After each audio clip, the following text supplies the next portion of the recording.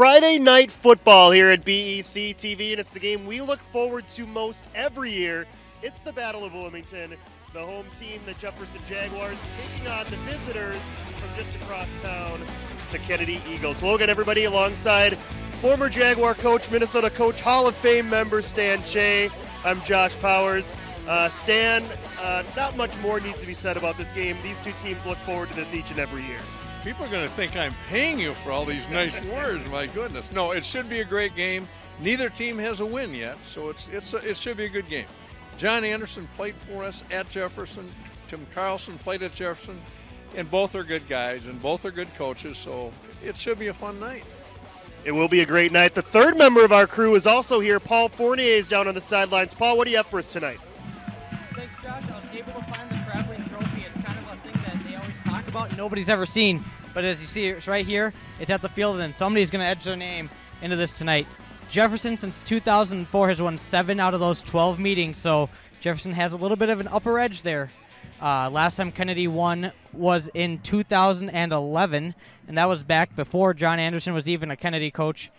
He was on this sideline, on the losing sideline that year when he was assistant coach at Jefferson. It's a beautiful night. There's nothing bad in the radar. It's perfect fall football weather. The Jefferson fans came out with a USA night, and it was a perfect time for that. It's the Wounded Warrior Project tonight. They're going to be raising money for that. I'll find out a little bit more about that throughout tonight's game. Homecoming, I mean, you got everything tonight. Homecoming, it's BAA. We'll try to catch up with some of those kids later. And, that's all I got for you guys right now, so back up to you. All right, thanks a lot, Paul. Certainly there's a ton going on tonight. Paul will be busy all night long. We'll hear from him throughout the game. Let's talk more about the landscape of high school football before we dive into this one and take a look at what happened in the suburban White District last week. As you look at the standings here, Waconia, they beat Jefferson at home. They're 2-0 along with Chaska. Chaska number 1 in the QRF right now. They've been impressive at 4-0 overall.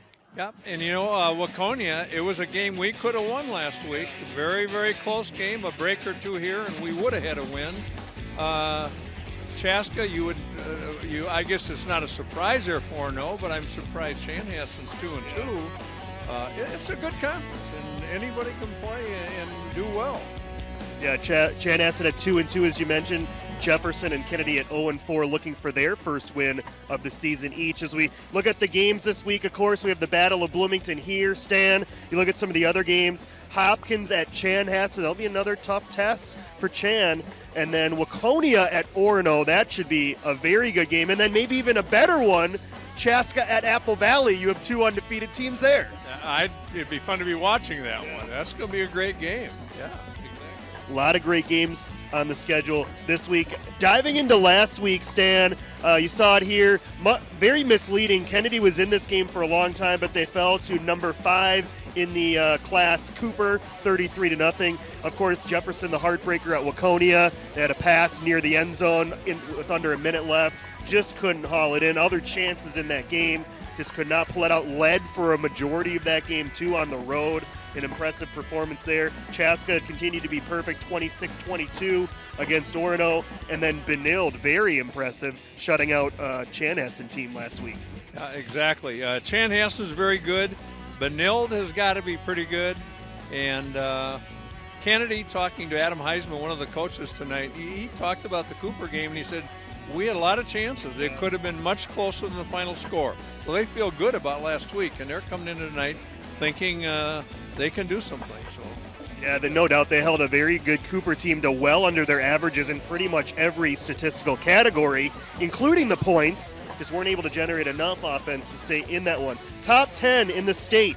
No surprise at the top. You've got Eden Prairie, Edina right there, of course, with Quinn Carroll. Minnetonka undefeated. Lakeville North, the top team there at number 4 with 1 loss. And then you've got St. Michael Albertville making the step from 5 to 6A, but it doesn't faze them at all. They have been awfully impressive at 4-0.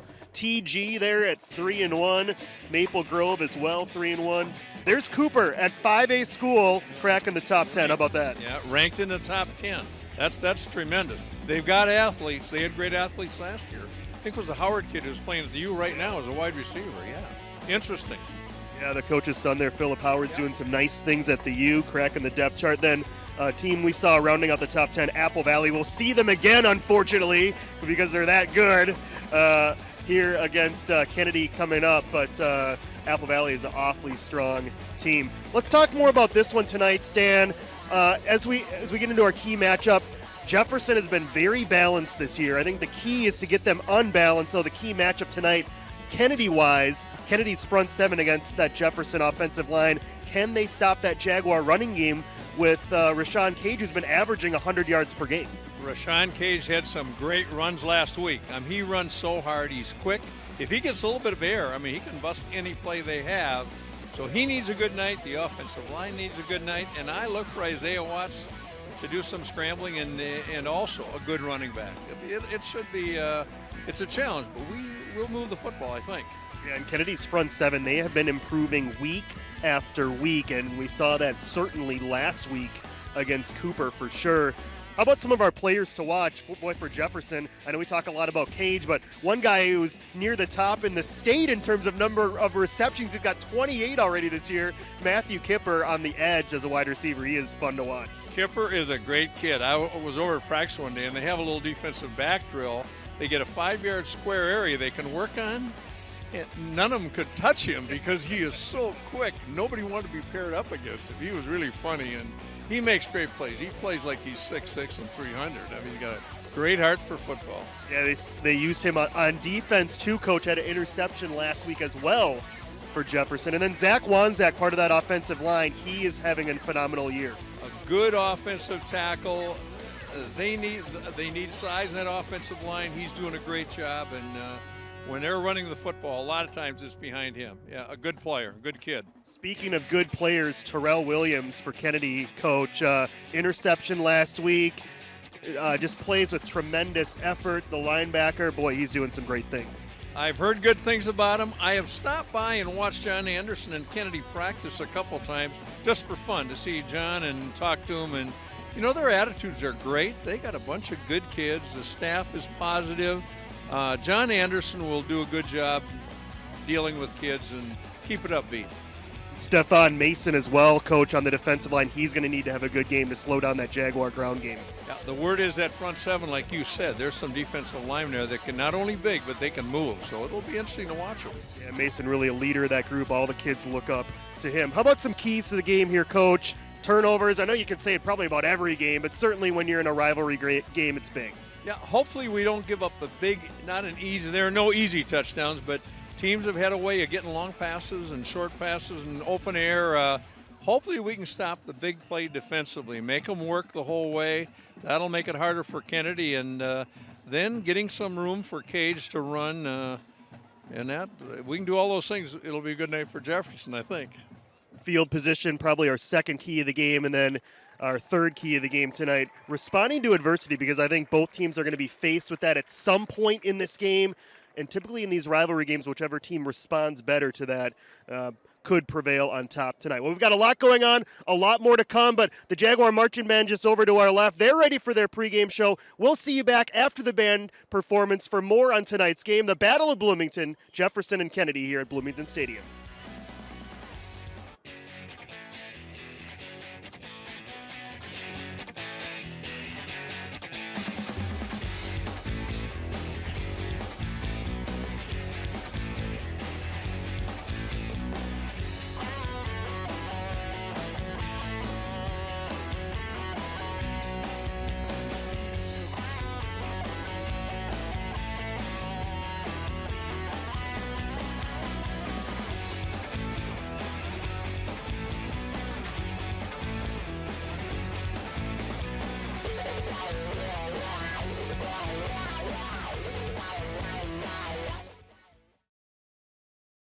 Good evening, ladies and gentlemen, and welcome to Bloomington Stadium, home of the mighty Jefferson Jaguar football team and the Jefferson High School Jaguar Marching Band.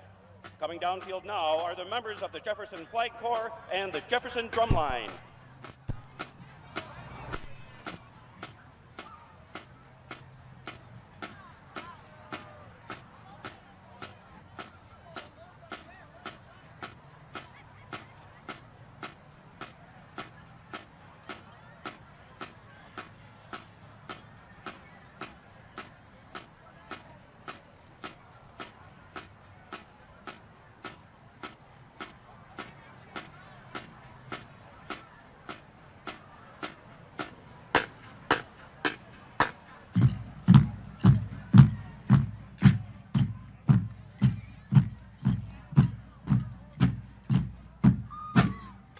And now from the south end zone, please welcome the 2017 Jefferson High School Jaguar Marching Band.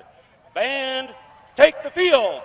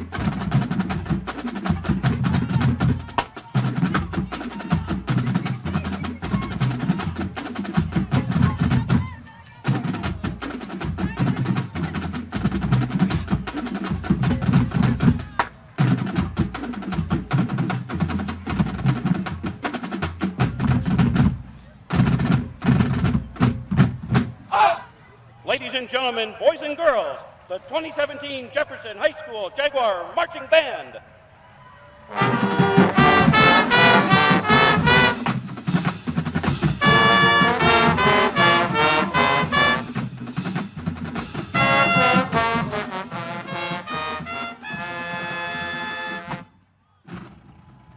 The band is led on the field by Senior Drum Major Alexa Sherber and is directed by Mr. Dan Fretlin and Mr. Jeff Levine. The Flight Corps Advisor is Miss Amanda Matson. And now, the pride of Minnesota, your 2017 Jefferson High School Jaguar Marching Band.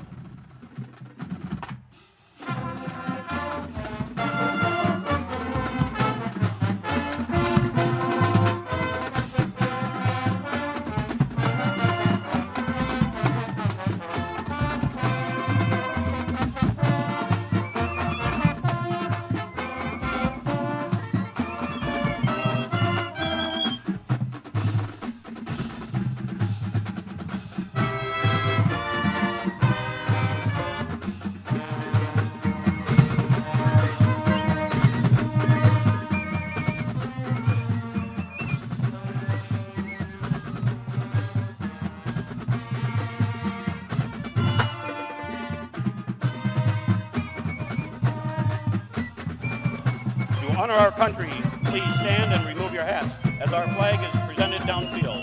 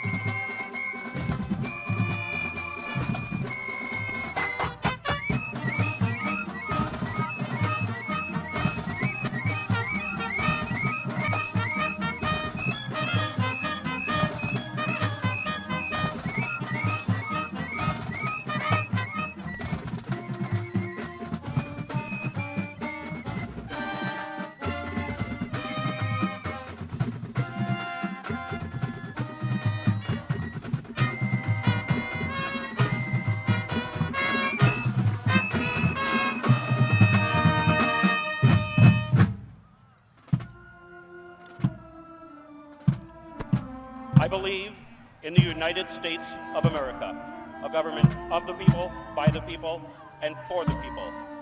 A democracy in a republic, a sovereign nation of many sovereign states, a union, one and inseparable, established upon the principles of freedom, equality, justice, and humanity. Therefore, I believe it is our duty to our country to love it, support its Constitution, obey its laws, and respect its flag. To these principles, we rededicate ourselves this evening as we join together in the Pledge of Allegiance. I pledge allegiance to the flag of the United States of America and to the republic for which it stands, one nation under God, indivisible, with liberty and justice for all.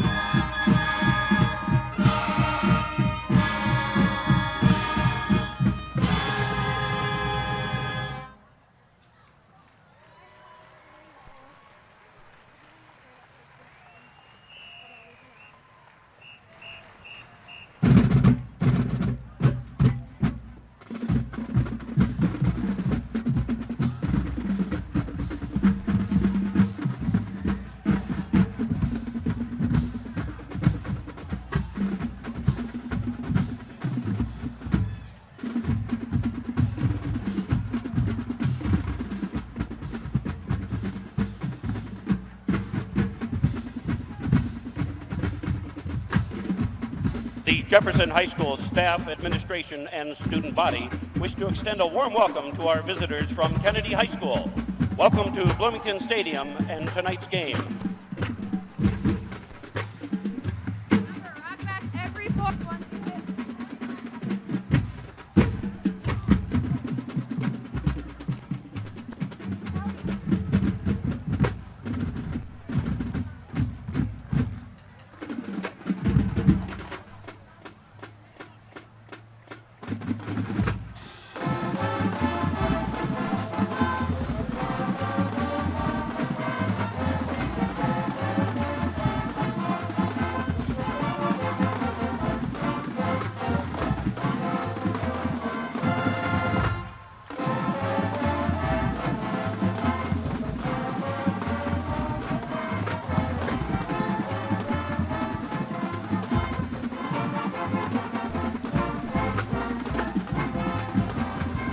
The Jaguar Fight Song.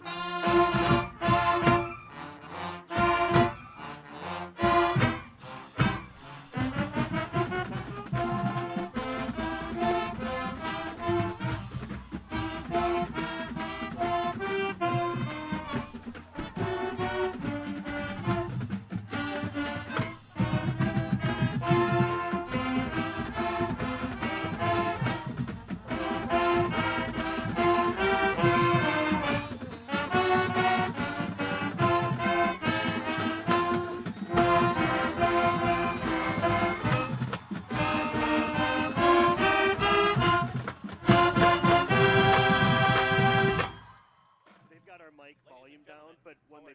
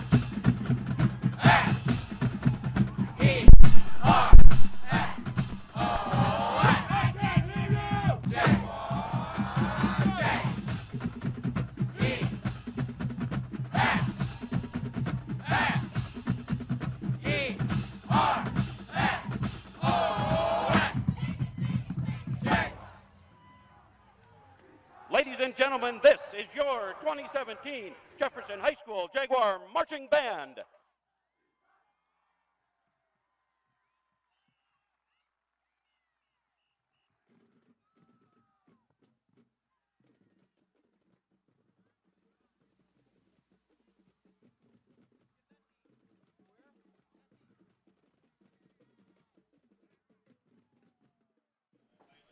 All right, so we are just about ready to begin this Battle of Bloomington alongside the former Jaguar head coach and Minnesota Coach Hall of Fame member Stan Che. He's got about 82 other accomplishments that we might get into at some point later tonight. I am Josh Powers.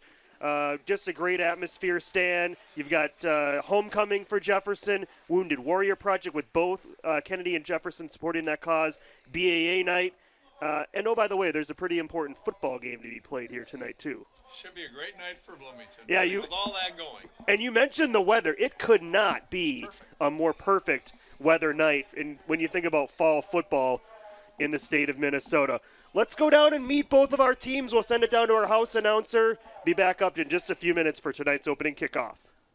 Number 5, senior linebacker, Terrell Williams. Number 16, senior free safety, Isaac Coutier.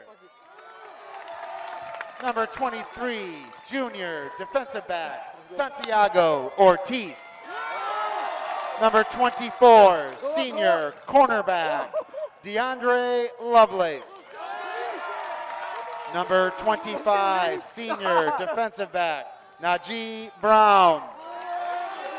Number 26, senior linebacker, Jalen Moore.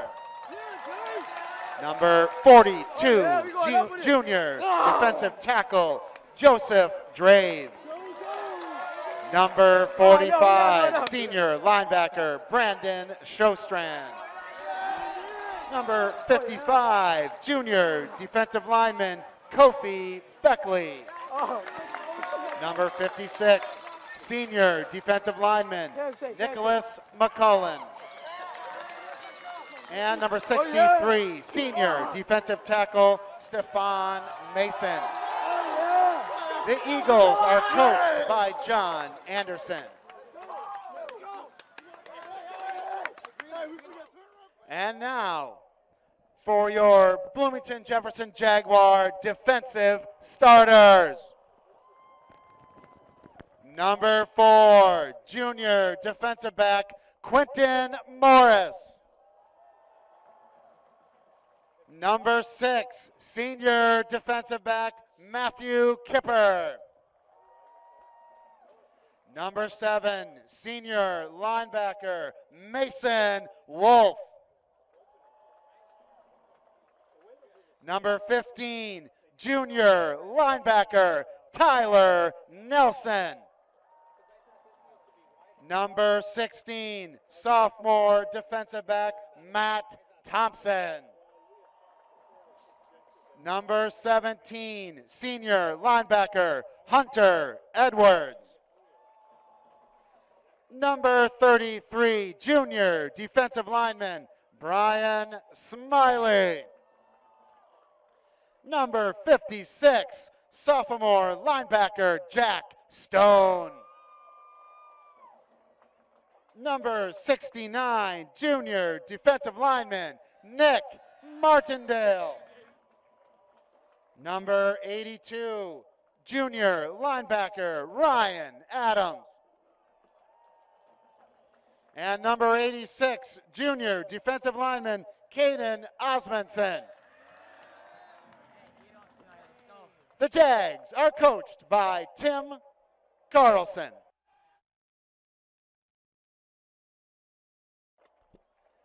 The officials for tonight's game are Michael Heifert, referee, umpire Dave Schultz, linesman Mike Kopang, line judge Adam Hoopert, and the back judge Ian Watwood. Just a few reminders before we begin. This game is being played according to... So there you go, Stan. We've got both defenses being announced. Defense is going to be pretty key in this game. We know how good defensively Kennedy can play. We saw that last week. Jefferson did a nice job, too, on the road against Waconia. Two defenses really improving. I think we played our best football last week against Waconia, and going back to the Chanhassen game, down 28-0 at the end of the first half, and then coming to and playing them even Steve in the last 3 quarters. It's kind of a test of character for the kids. They didn't hang it up. They didn't give up. They played and came back well. Tonight, I think both teams, when you're 0-4, it's a little test to see how well you hang in there and play hard. I think both teams will play hard, you know? Kennedy will receive If you're going to play hard in one game, this is the game where you're going to want to do it. This is it. The Battle of Bloomington does not get any bigger in this city. As Jefferson will kick, Kennedy to receive the opening kickoff. Back deep for the Eagles, Terrell Davis Barber Jr., number 28, number 2, Montario Southard.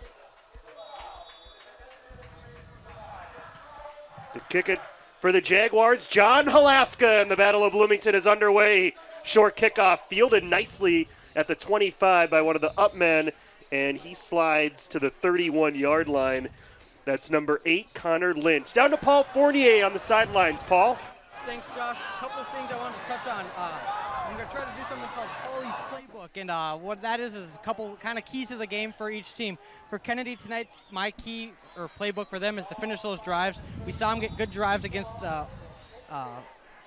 Cooper last week, but they weren't able to finish. And then for Jefferson, they got to throw the ball and try to break down that Kennedy secondary, a very strong secondary.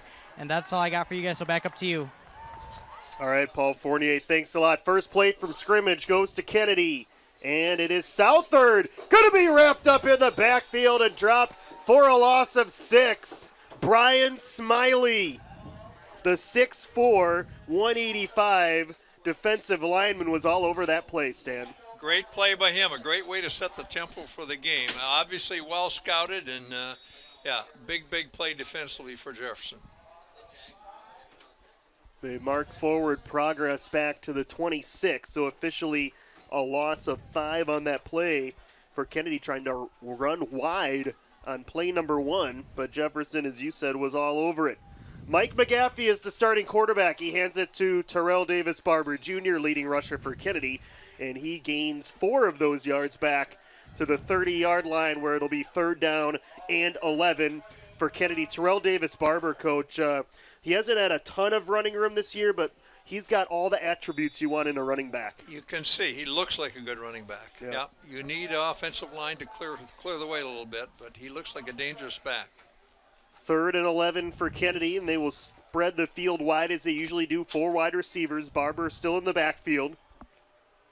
Jefferson creeping up to the line here on this 3rd and 11. McGaffey waiting, firing deep over the middle, and it falls incomplete. And no flag called. Good coverage by the Jaguars, 4th down. And those are the types of situations, Coach, that Kennedy cannot afford to be in these 3rd and longs tonight. Close to being intercepted. Free safety was in on the action, had a chance to get close to it, but well covered. Isaac Coutier is the Eagle punter. He will be punting to Nate Chow, standing at his own 40-yard line. We saw Kennedy try a fake last week. Jefferson, of course, not afraid to open up the playbook on special teams as they try to block this one. Coutier gets it away. Chow fumbled the football at the 45, but he dove on it. He will maintain possession. A scary moment there for the Jaguars. It was a knuckleball punt, and that's like hitting a knuckleball in baseball. It's kind of jumping and weaving all over the place. Good job by Chow recovering it. A nasty punt to handle. Just did get on that one. 25-yard punt, no return.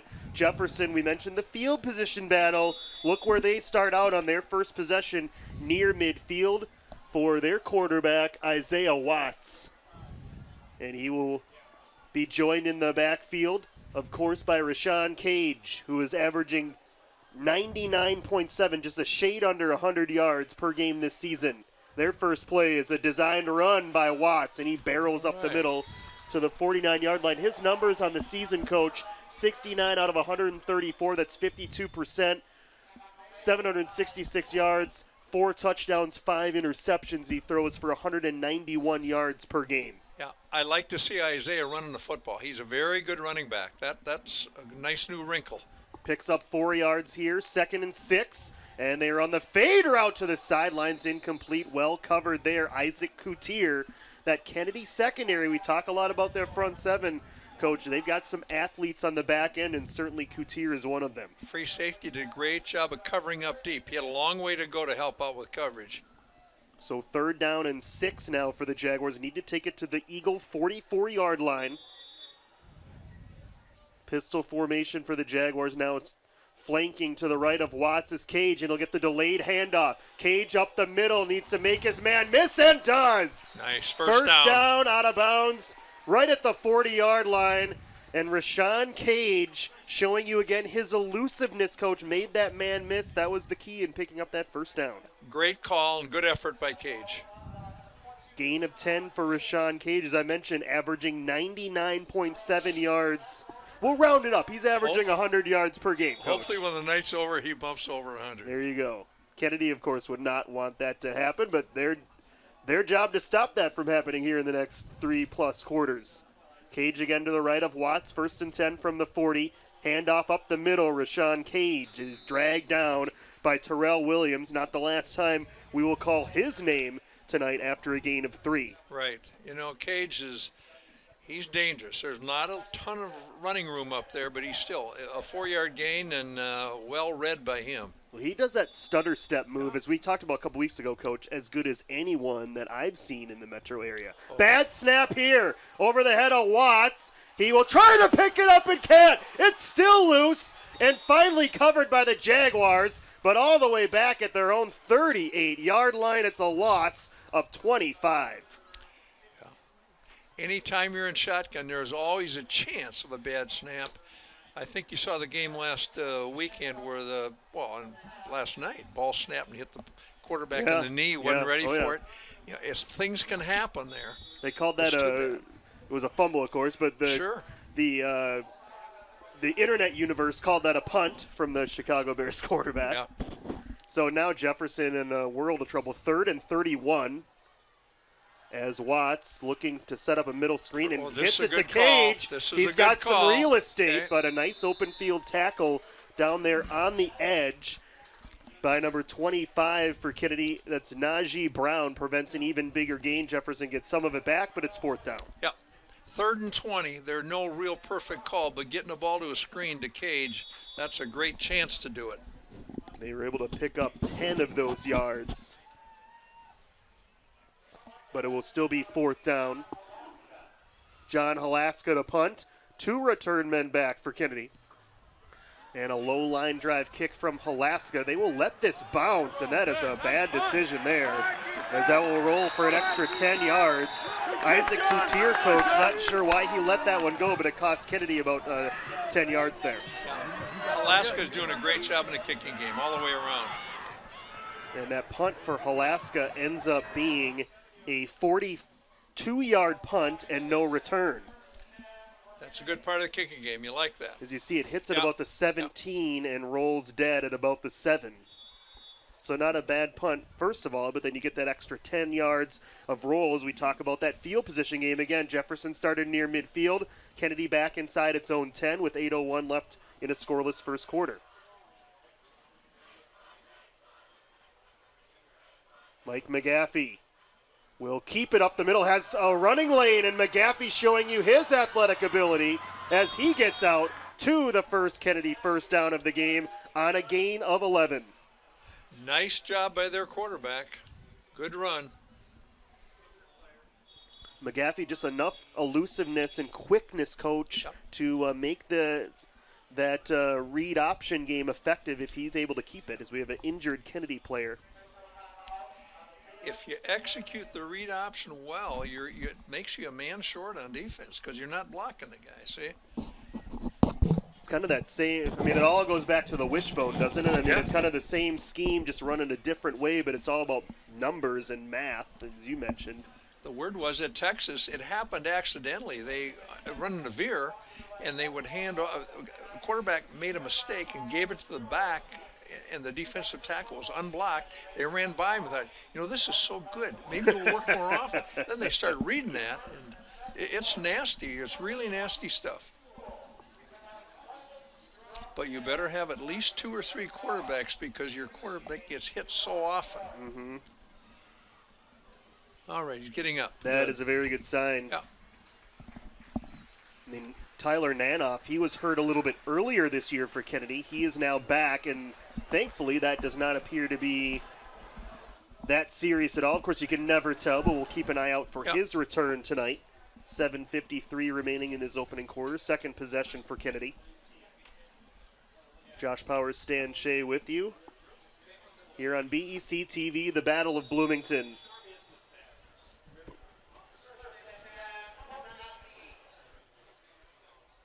Fresh set of downs here for Kennedy.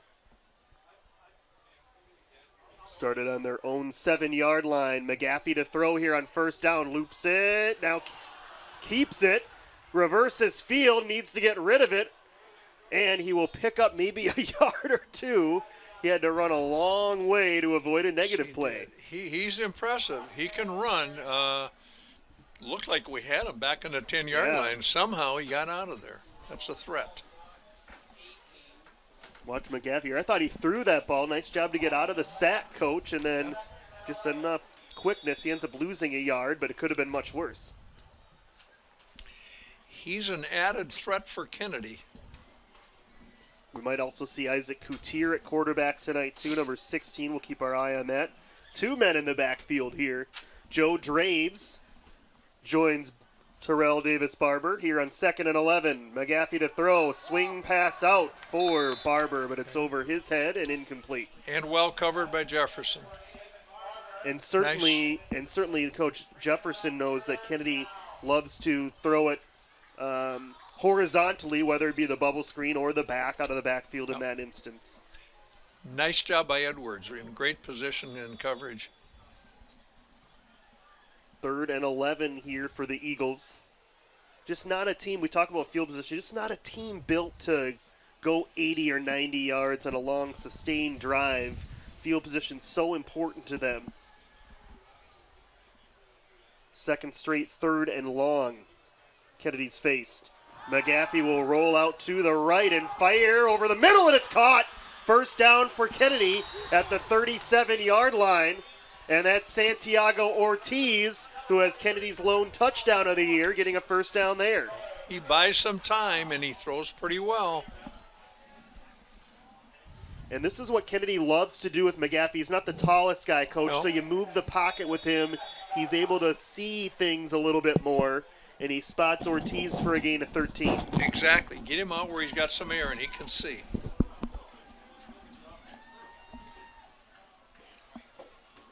Draves and Barber in the backfield again. 1st and 10 for Kennedy. McGaffey will keep up the middle. Big hole. McGaffey into Jaguar territory. And he spun down at the 44-yard line. He read that one perfectly for a gain of 20. Their offensive line's doing a great job also. How they created that much air, it's a good read by the quarterback, but there was a lot of room to run through there. You see 2-3 players there following Barber. Excellent read there by McGaffey.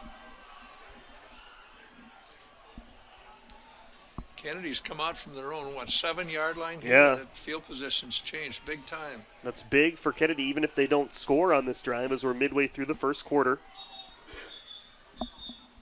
And we've got looks like a timeout being called. John Anderson, of course, weird to see Kennedy on the far side of the field, Coach. And that's obviously because Jefferson, the home team tonight, it's their homecoming. We'll have that ceremony at halftime. BAA night, we'll try to squeeze that in.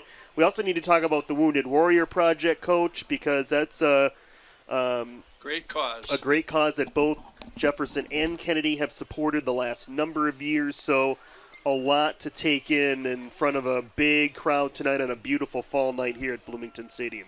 This stadium, I'm guessing, was built in the early 60s. It's a great stadium for high school football. It's one of the best in the conference. Plenty of seating for the visiting team and a great stadium for the home team here with concrete. And there's down to Paul Fournier on the sidelines. Paul. Thanks, Josh. Quick update on what the Wounded Warrior Project is. It helps the men and women who come back from overseas who fight our wars, help them kind of get back on their feet, whether they're injured or not, in any sort of way. So tonight, between the first and second quarter, they're going to pass like a bucket around and donate. Over the past few years, Tim Carlson and John Anderson have collected over $21,000 for this program. Back up to you guys. Thanks a lot, Paul. Certainly, if you watched our Inside Jefferson, Inside Kennedy broadcasts on Tuesday night, you found out more about what the Wounded Warrior Project is all about. And great to see the amount of money they've raised over the years. And as Tim said on Tuesday, Coach, you don't have to be physically injured to need help when you come back, and certainly the Wounded Warrior Project plays a big role in that. Yeah, that's right. We did a nice job picking up the quarterback on that last play, running the same type of thing, and a 2-yard gain. Played much better by Jefferson's defense. 2nd and 8 for Kennedy in Jefferson territory here, first quarter, scoreless. McGaffey will throw again under pressure. Can't get rid of it. He's sacked back at midfield. A couple guys were in there for the Jaguars. Third and about 15. Yeah, it looked like Ryan Adams and Pierce Opong both in on the tackle, coach, or on that sack, excuse me. Good effort by the guys up front. Good defensive play. Kennedy did convert a 3rd and 11 on this drive. This one was even further. You'd like them, if you're Jefferson's defense, you'd like them in 3rd and 15. A chance maybe to get a turnover here. We're playing 2 deep safeties here. A little different coverage. Now we're jumping to 1. Man-to-man, I think, with a free safety. McGaffey over the middle, and it was almost the turnover that you were thinking they might have. Coach Mason Wolf got about a hand and a half on it and just couldn't quite reel it in. Made him throw a little quicker than he wanted to, and with a lot of guys dropping, we had great coverage. There's not a lot of room to throw that football. But nonetheless, Coach, if you're Kennedy, you go from inside the 10 to midfield. And again, as we talk field position, barring some sort of a mistake here, they're going to have Jefferson go along field. And Coach Anderson said on Tuesday, he's fine with every drive ending in a kick. It doesn't have to be an extra point or field goal. It means sometimes you turn it over. Yeah, sometimes a punt is not bad either. Another knuckleball. Yeah, Coutier just able to get that away. All right. Pretty good return for Jefferson. Yeah. So from the 33-yard line, they will start. That's only a 16-yard net punt. Chow does a good job fielding it. Yep. That ball gets on the ground, and it's probably down to the 10-yard line. Certainly the rush, forcing Coutier to kick that one quickly. So 4:49 left first quarter, scoreless. Jefferson and Kennedy. One of these teams, Coach, is going to get their first win of the season. Both have difficult schedules coming up, to say the least, which we'll touch more on. There are no easy ones on either schedule. Absolutely not. On first down, Rashawn Cage, left side. He'll get a couple out to the 35-yard line, gain of 2.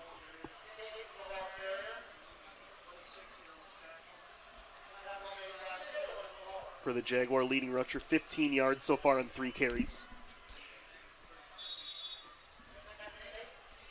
Jefferson up tempo here on 2nd and 8. Watts swing pass to Kipper, his first catch. Made a man miss, and Matthew Kipper darts out close to the 40. Stopped at the 39-yard line by Isaac Coutier and Joe Draves. It'll be 3rd down. Great play by Kipper. I was mentioning the defensive back drill they do in practice. You give Kipper the ball with some real estate, he is hard to tackle. He's hard to touch. 5-yard gain for Kipper on his 29th catch of the season already. 3rd and 3. Watts will keep, has the edge, floats a pass, caught! Great throw. Breaking free, Kipper into Kennedy territory, stopped at the 31-yard line. A great fake by Watts, a chance he could have possibly tucked it and ran, but a good throw. Well done, big gain. 29-yard gain, in fact, to Matthew Kipper. And you said it, Coach, he could have ran for the first down, but he spotted an opportunity to throw down the field. You want that QB to be confident doing that. You're probably thinking run because it's not the biggest window, but he made it in there. Rashawn Cage sprinting to open field, and he's got a nice chunk on first down inside the 30 to the 27-yard line. Gain of 4 as the clock under 3.5 minutes first quarter. If you're Kennedy's defensive coordinator now, you're nervous every time Cage is in the open field because he is close to busting some of these. He really runs smart and hard. Kennedy has really improved its tackling, though, from week 1 to week 4, and they need it to be strong again tonight. Rashawn Cage in motion on 2nd and 6. Watts floats a deep ball this side, and it is nearly intercepted. Najee Brown. He didn't fool the corner. The corner stayed at home. He had a beat on that one for sure. Jefferson was looking for Elliot Sombargo. It looked like number 23, incomplete, third down. I think they were shooting it for Cage, I believe. Okay. I think thought so. I saw 23, but I think you're right, It was 22. Cage out of the backfield. You got better eyes than me, Coach. No, I don't. But I think it was Cage. I think you are right. So third down and 5, but probably 4 down territory from here. So they'll keep it on the ground with Cage. And Najee Brown coming to fill that hole. Going to be 4th and about 4. Yeah, only a gain of 1 there for Cage. Good tackling again by Kennedy. And should still see the offense out in the field. Halaska's got a pretty good leg, Coach, but from here it'd be about a 43-yard field goal. It's a long kick. Yeah, he's a good kicker. I wouldn't be surprised to see Watts off a play-action fake here. Maybe tuck it and run. We'll see. First big play of the game here, and they All might right. have got Kennedy All to right. jump. The Eagles so aggressive might cost them a first down here, and it does. The first penalty of the game. It's a great first down. We have a hard count that has to be well done. We've done it many times, and teams jump often. That'll give that defensive coordinator ulcers also. And Kennedy with the first penalty. First down, Jefferson at the 20, so first team to hit the red zone. The Jaguars toss wide to Cage, trying to pick up some blocks, and a nice job by Santiago Ortiz in the open field. That looked pretty promising, Coach, but it ends up only with a gain of 2. From here, there looked like some running room, and they closed it down pretty quick. Cage, now you like to see this numbers-wise for Jefferson. 6 carries in the first quarter. That means they're possessing the football and giving him some opportunities. Exactly. 2nd and 8 for Kennedy. In the red zone, Watts to throw, looking far side, zips a Nice, pass, and it's nice. caught. Nate Chow inside the 10. He'll have a first down, first and goal for the Jaguars at the 8-yard line. Good route by Chow, good throw by Watts. Very well done. Gain of 9, first catch for Nate Chow.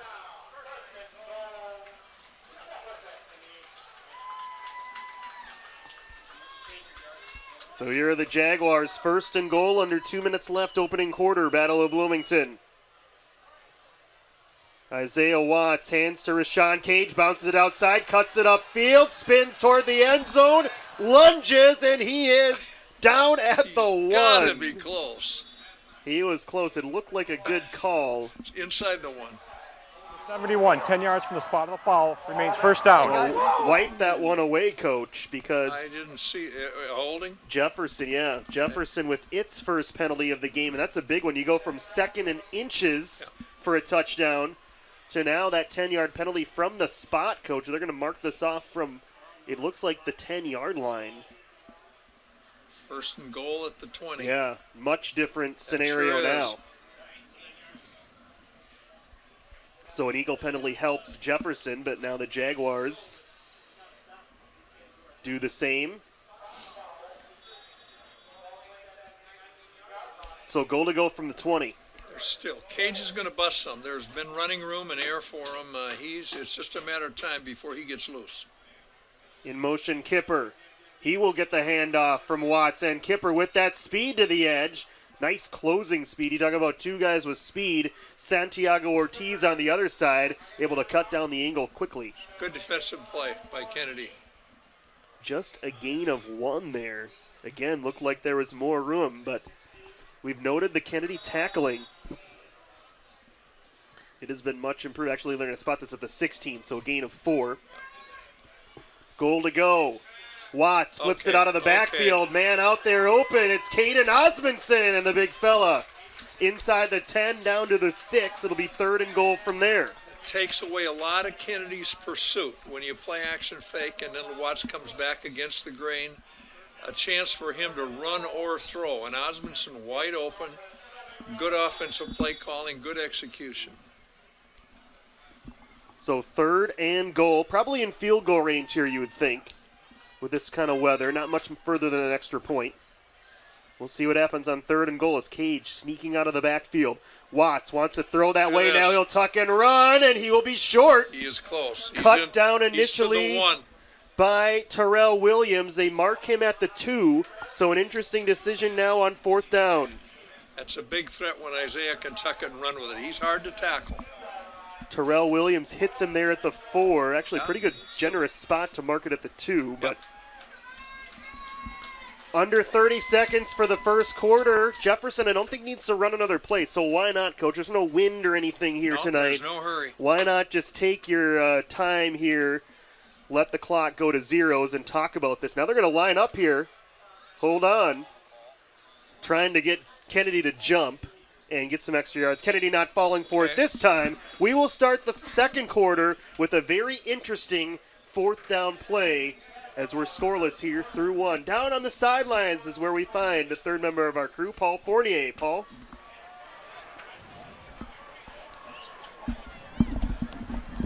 Thanks, Josh. I'm down here with some of the royalty for homecoming. I'm going to have them introduce themselves, tell us their name, what they're involved with at Jefferson, and what they are on the homecoming court. So start with you.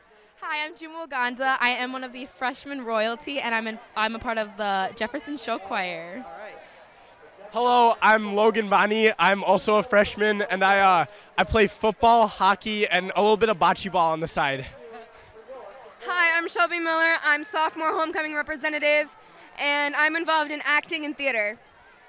Hi, I'm Teddy Mayworm. I am a sophomore representative, and I'm involved in student council, football, and tennis.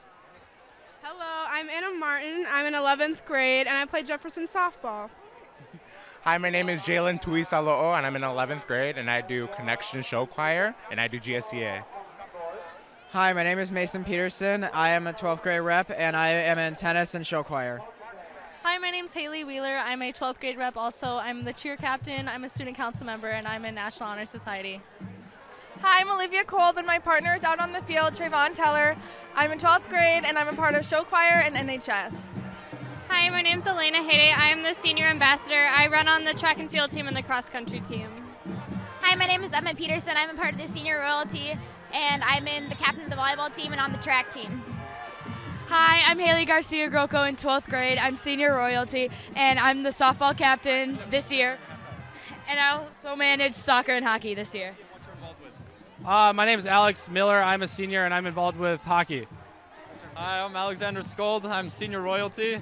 I'm captain of the soccer team and play junior varsity tennis.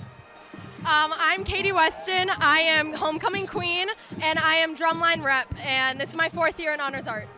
All right, thank you. You also heard there's a few players on the field who also are in homecoming. You'll see those people all at halftime. Back up to you guys. Thanks a lot, Paul. We've got some controversy here on this fourth down play as you watch the replay. Yeah.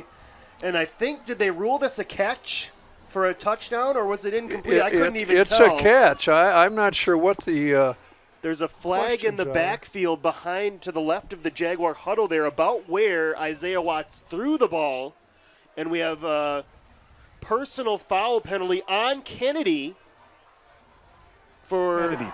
It'll be half the distance, an automatic first down. So that pass was ruled incomplete, Coach. It must have been. It looked like a catch from here. It certainly did, but boy. So they must have ruled it incomplete.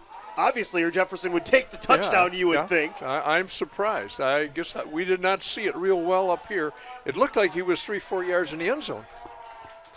But that personal foul penalty gives Jefferson the automatic first down now inside the 1. So what a huge call that is. The flag's still on the field. There we go. He gets it. The roughing the passer penalty on 4th down for Kennedy. Keeping this Jaguar drive alive. And now they've got Osmondson in the backfield in front of Rashawn Cage. 1st and goal. Cage left side. I don't think he got there. He is pushed back to the 2. Nice job up front. Looked like Stephon Mason was first to the scene, the defensive tackle. We are not real big and physical in short yardage. You know, we've been inside the 5 a few times this year, and it's work for us to get in the end zone. There you see big 63, Stephon Mason, one of our players to watch tonight. Kennedy has a player down. Hopefully he's okay. Neither of these teams, Coach, as you know, have a lot of depth. No, they're not deep. That's putting it with just the sheer math of it with the numbers they have. And you could ill afford any injuries in it.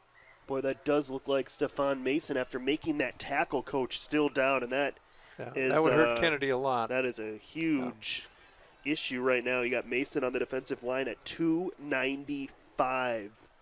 6'2". That is size that they... And he can move. He moves move well. Yeah.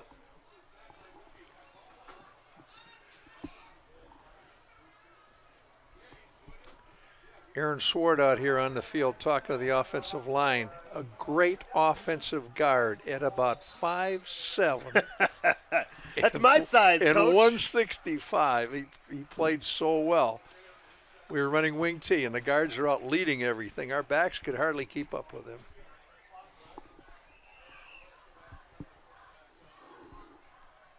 Of course, you played a little bit of defensive back at the University of Minnesota, a little punter, too. I was slow and small. You got your University of Minnesota apparel on? I do. Be at the Gotta game wear it. tomorrow. Getting ready for tomorrow. But first things first, we'll see who wins the Battle of Bloomington tonight.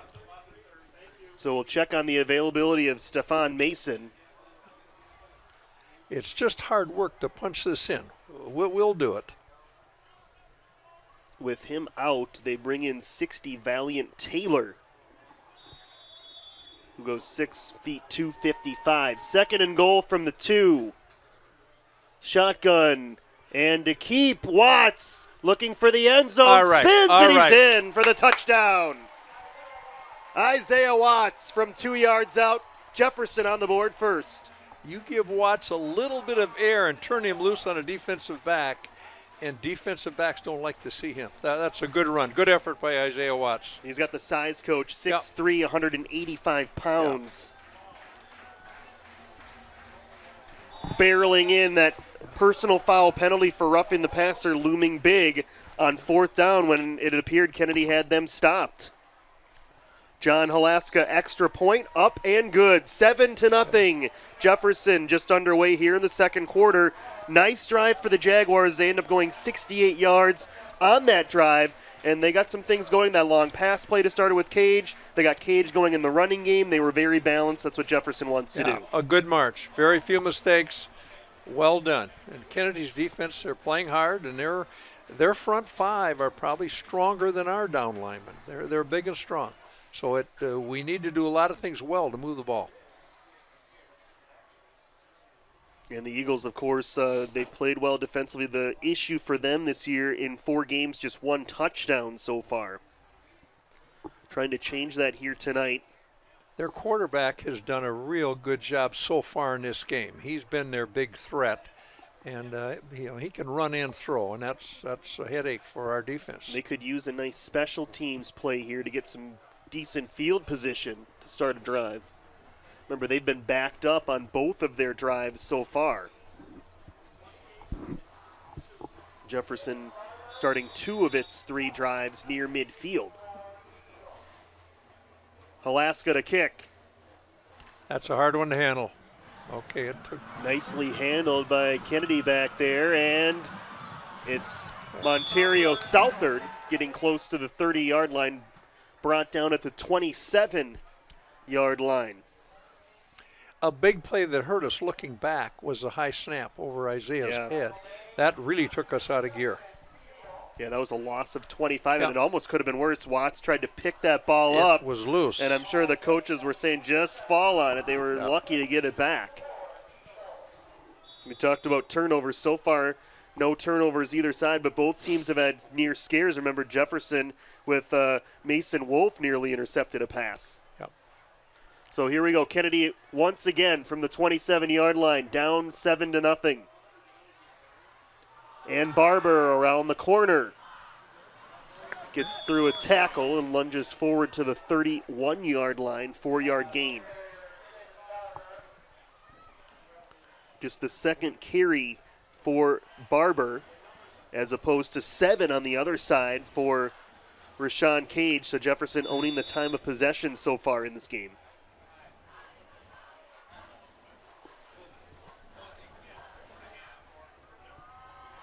Second down and 6.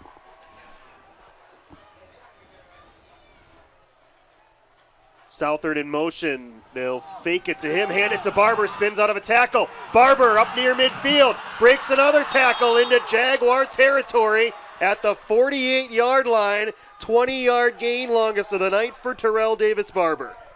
That was a good run. You can see where if he gets a little air, it's going to be trouble for Jefferson's defense. Both backs similar. I would say Cage a little bit shiftier, Coach, but Barber's got a little bit more size, too. Actually be a pretty good compliment in the same backfield, right? Yes, it would be.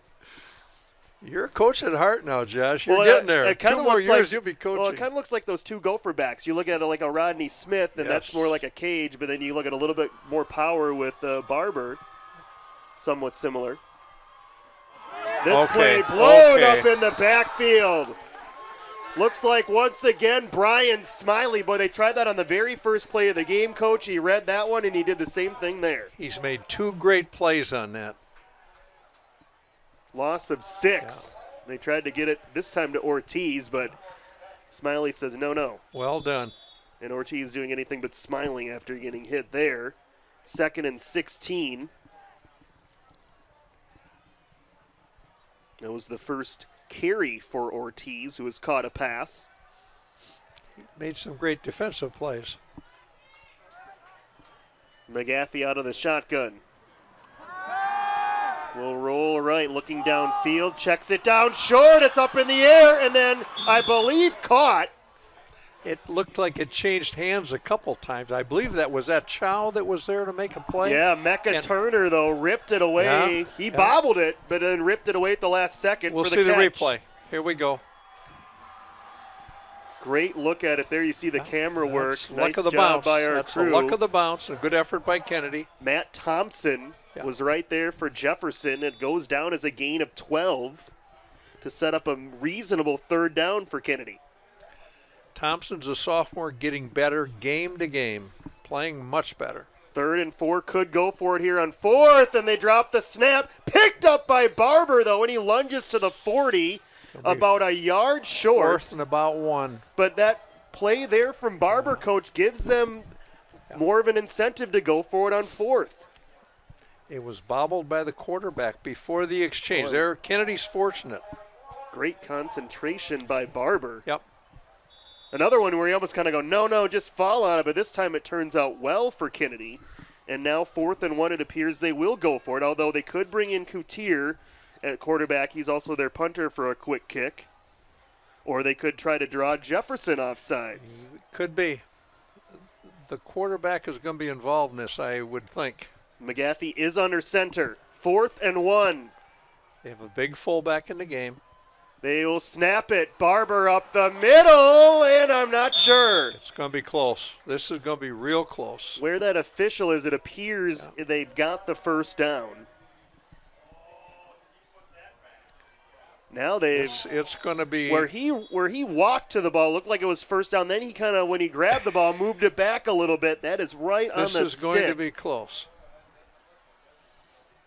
We'll get a chance to see our chain gang. These are a bunch of guys who've been together for 25 plus years, and they love high school football, and they're good dads. Boy, that looks just short if I'm going to take a guess at it, Coach. They got to look at this. Like an inch or 2. And it is 1st down, Jefferson. Is that a big play? Is that a big play? I mean, you talk about a game of inches. Yeah. You go one way on a 4th down, late hit on the quarterback. Or if the guy's maybe a foot away, further away, it's not, or a foot closer than that. That's literally an inch or 2. It's a crazy part of coaching and high school football. So Jefferson takes over. Like the aggressive nature from Coach Anderson there, I would have gone for it. If you're Kennedy, your offense just is not going to get that many chances down there. No, you go. And it looked like they brought a lineman in maybe and had him at fullback leading that thing. Yeah, Joe Draves was in the backfield. Okay. But credit the Jaguar defensive line just holding him up enough. So now the Kennedy defense needs to respond here, Coach. 7:51 left, 2nd quarter. Jefferson leading 7-0.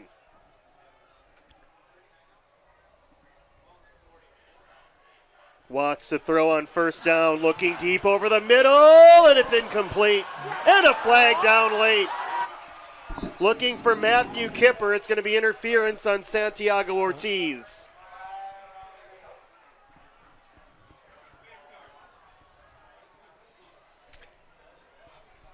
College football, high school football with the man-to-man Number coverage 23, now, there's 15 yards borderline from the previous interference spot, on which every results in a play. first down. And they got Kipper into a nice situation there, slot receiver in space without safety help over the middle. And tough to tell from that angle.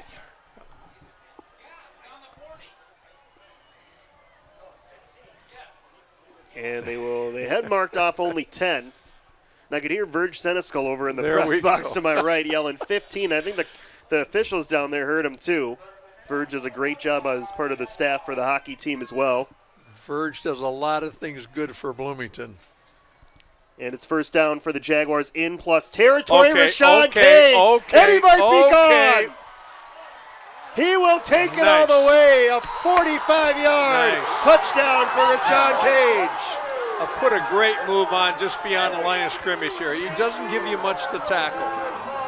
Oh, that's a great play. Well, you called it, Coach, a few minutes ago. You said he's going to break one at some point, and all he needed to do is break that tackle right there with that, again, that stutter step move, Coach, that has been given defenses fits all season. Yeah. A defensive back doesn't want to try to tackle him. He's just so quick and clever, and he's got great eyes. Alaska extra point is good. 14-0, so sudden change situation after the fourth down stop, turnover on downs. Jefferson throws a deep pass, gets an interference, and then strikes on the next play. 2 plays, 60 yards. Inch away from a first down for Kennedy, and then we pop one. Yep. And the Jaguars continuing that positive momentum from last week's game. And I talked to Coach on Tuesday. How tough is it to get over that tough loss where maybe you felt like you should have won the game? And maybe it was a good thing. You get to turn the page quickly because there's a lot going on this week against your rival. Maybe that helped their team get over that loss a little bit quicker than maybe they would have normally. Knowing these kids, I've gotten to know them reasonably well, and when they walked off the Chanhassen field that night, we were a much better football team from when we walked on, and we just kind of keep coming back. And this past week they had a spirited week of practice again, and they're just a bunch of great kids, and the coaching staff will keep bringing them back. So Alaska to kick again, 14-0 deep kick. That's a good hit. Taken by Southard inside the 5. And good coverage. Southard able to twist across the 20, but that's it.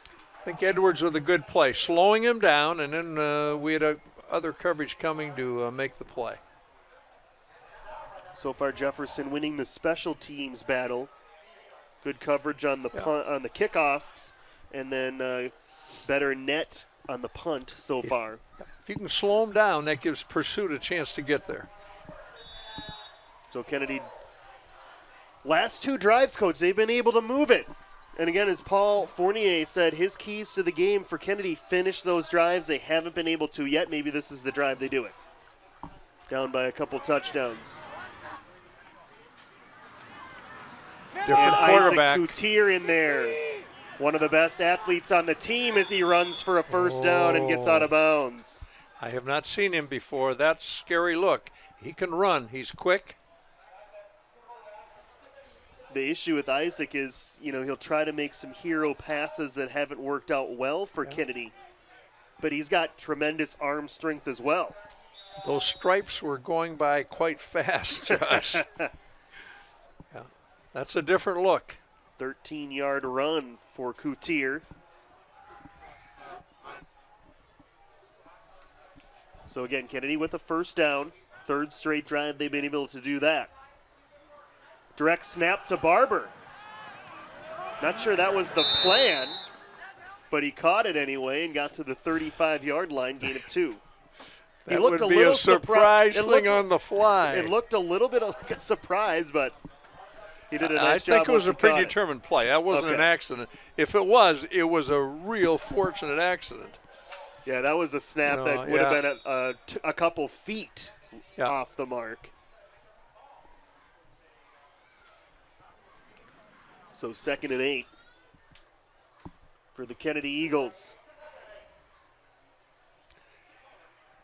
They have 2 good running threats back there with the quarterback and the running back. Here we come. Ortiz, they fake it to him. Coutier keeps it, steps out of a tackle, and you see his power very similar in build to Watts. He's a big, strong running back, and you can tell he's a good athlete. He's 6'3", 210 as opposed to Watts at 6'3", 185. Just got a little bit more beef as he gets close to the 40. 3rd down and 4. Correction, 3rd and 3. So again, manageable for Kennedy, keeping things manageable. Absolutely.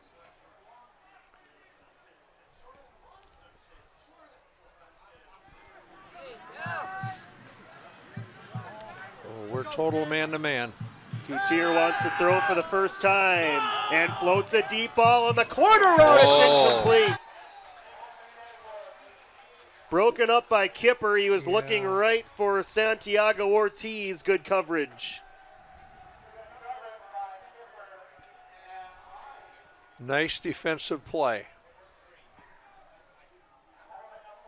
And 4th down. That ball was thrown pretty well. Yeah, it was a good throw by Coutier, but good touch on it. Kipper, good coverage. Another look at it from the far view. Just a good competitive play. Now, Coutier is their punter coach. So you always have to be a threat for a fake punt. 4th and 3 here. I'm impressed with his athletic ability. He can make things happen. He will punt this one. Low line drive punt again. Chance to bring Fielded it at back. the 30. And trying to shake free, but unable to. The Jaguar return man back there, Matthew Kipper. No yards on the return, 30-yard punt. Last week at Waconia, it's 90 degrees, and we got Kipper going offense and defense without hardly a break, and he didn't even get tired. I kept watching. First down. You hear that penalty, a block in the back on Jefferson, so this will hurt them in field position. Sure will. They will mark it back at the 20. Second Jaguar penalty. I also thought during the game, often in that heat and humidity, the officials will say once a quarter we'll take a water break, stop the game, water everybody up, keep them hydrated. They didn't do that. I was surprised. I did see them. I was at the Augsburg game down at Carleton on Saturday, and they did 2 water breaks, one in the second quarter, one in the fourth quarter. Yeah, you should do that. There are so many guys playing both ways in these teams. And no TV timeouts, Coach, like in pro or college. So that does make a difference when it does. You don't get those, basically 10 minutes of rest in each quarter. Yep. With 5 2-minute breaks.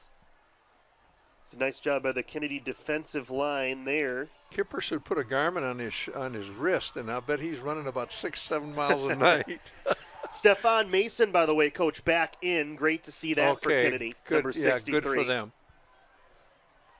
2nd and 10. Watts wants to throw as he rolls and fires, and it's batted down. Santiago Ortiz on Kipper. That was the matchup on 3rd down the other way. It was. This time Ortiz says, I'm going to bat this one away from you, Kipper. That's a pretty athletic defensive back play by Ortiz. And Ortiz almost hit Coach. He was about a half step away from getting both hands on that football. Was. 3rd and 11. Watts wants to throw. They set up the middle screen. Caught by Cage. Steps out of a tackle. Nearly another, but he's brought down just short. Najee Brown, open field tackle for Kennedy, brings up 4th down. 4th and 1. Yeah, that's good call. A chance for him to bust it. Boy, this would be a gamble, though, for Coach Carlson. This would be a big gamble. Coach Powers. Coach Powers. I'd be buckling my knees and waddling off the field before the call would even be made. Coach Carlson says, I've got a 2-score lead. I'm going to punt the football late in the first half. Exactly.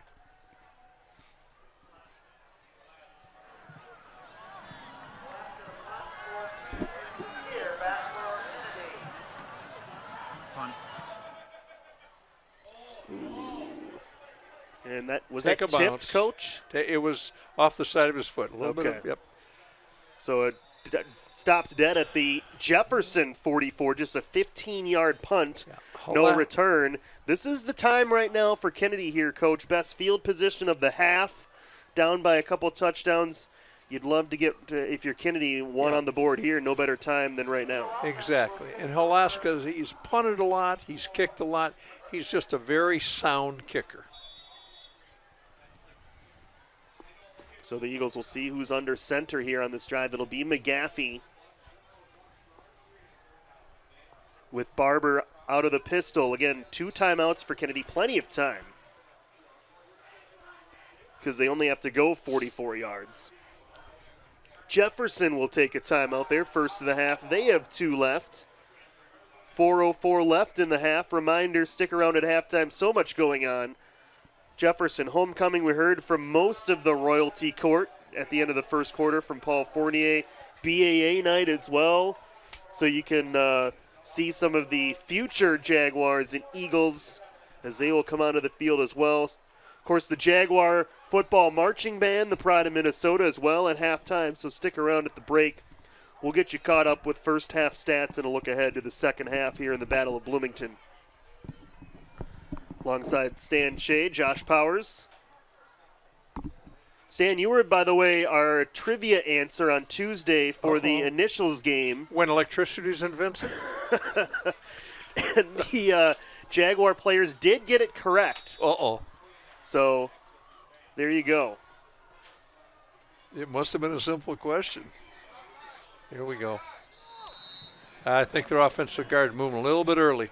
Would be the 4th penalty on Kennedy.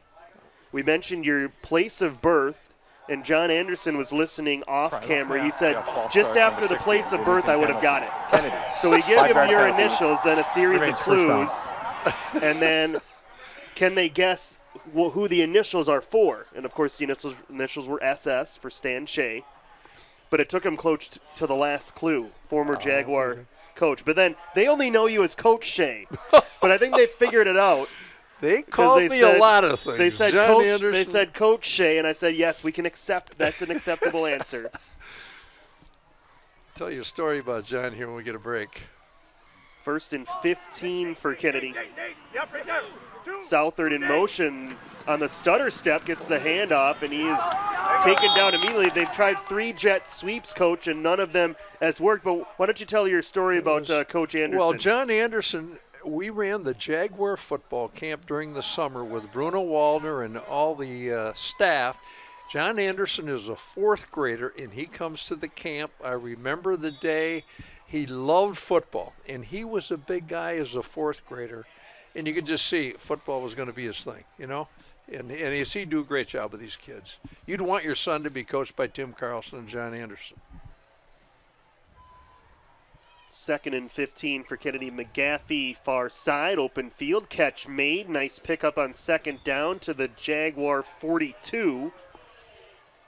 88 John Olson with his first catch of the game.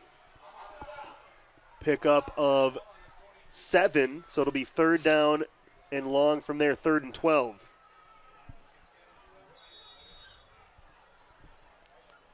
Yeah, Willie Howard basically at halftime gave the credit to the closeness of the game last week. He said, boy, the Kennedy team is really prepared. They did a great job in the first half.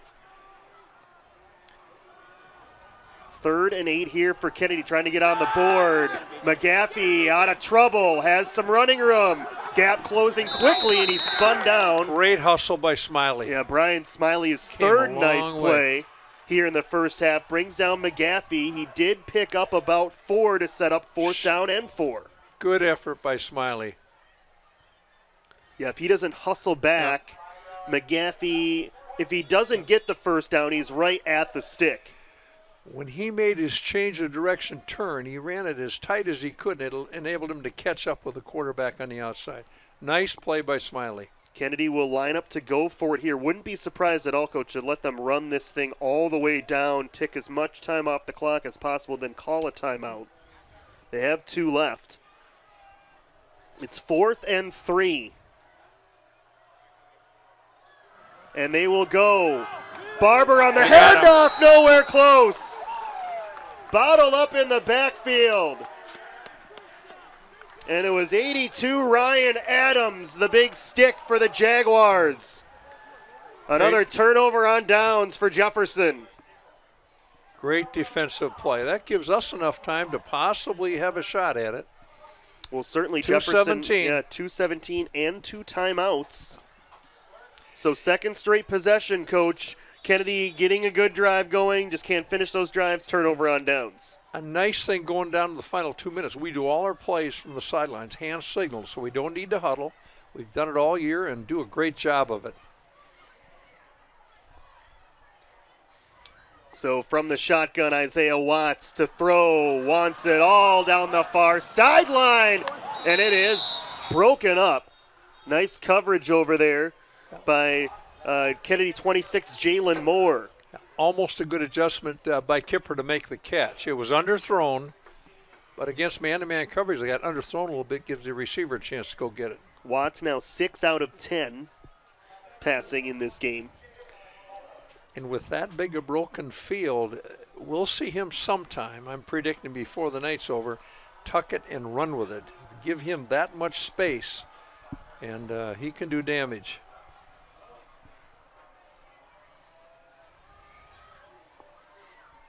And I think there was a penalty at the end of that play accepted by Kennedy. First and down. 15 for the Jaguars. Third Jaguar penalty of the first half. Watts design run. Okay. And he scoots out to the 36-yard line. Gain of 3, but that clock moving now. That's what Kennedy's looking for. That's got a way of slowing down that pass rush, too. Yeah, those ends can't get too far upfield. That's right. Second and 12 as we hit a minute 45. Watts over the middle, and is it caught on a sliding catch? It's a great effort. Kennedy, of course, doesn't think they're going to give him the catch. And late signal, incomplete. It's going to be a close call. I'm anxious to see the replay on this. Looks like a great effort by Kipper. So that stops the clock at a minute 39. Hard to tell from. We had a pretty good look at it, Coach. I didn't see it. Yeah. A lot of. Didn't see the ball hit the ground necessarily, but he maybe have trapped it. On third and long, out of the backfield, Cage has running room. Breaks a couple tackles and has the first down. Is that a great effort by Cage? Wow. Met two Kennedy defenders a yard in front of the marker to gain and busted right through them both for the first down. How about that? Didn't even slow him down. That's a great effort by Cage. 15-yard gain on third and 12. Cage coming out of the backfield is a scary threat for us. Nice job by Isaiah Watts. Good job by Wanja, the tackle. Watts trying to step out of a couple tackles and does. There we go. Look at Isaiah Watts. There we go. Inside the 30 to the 29. And I think we got a late hit, too.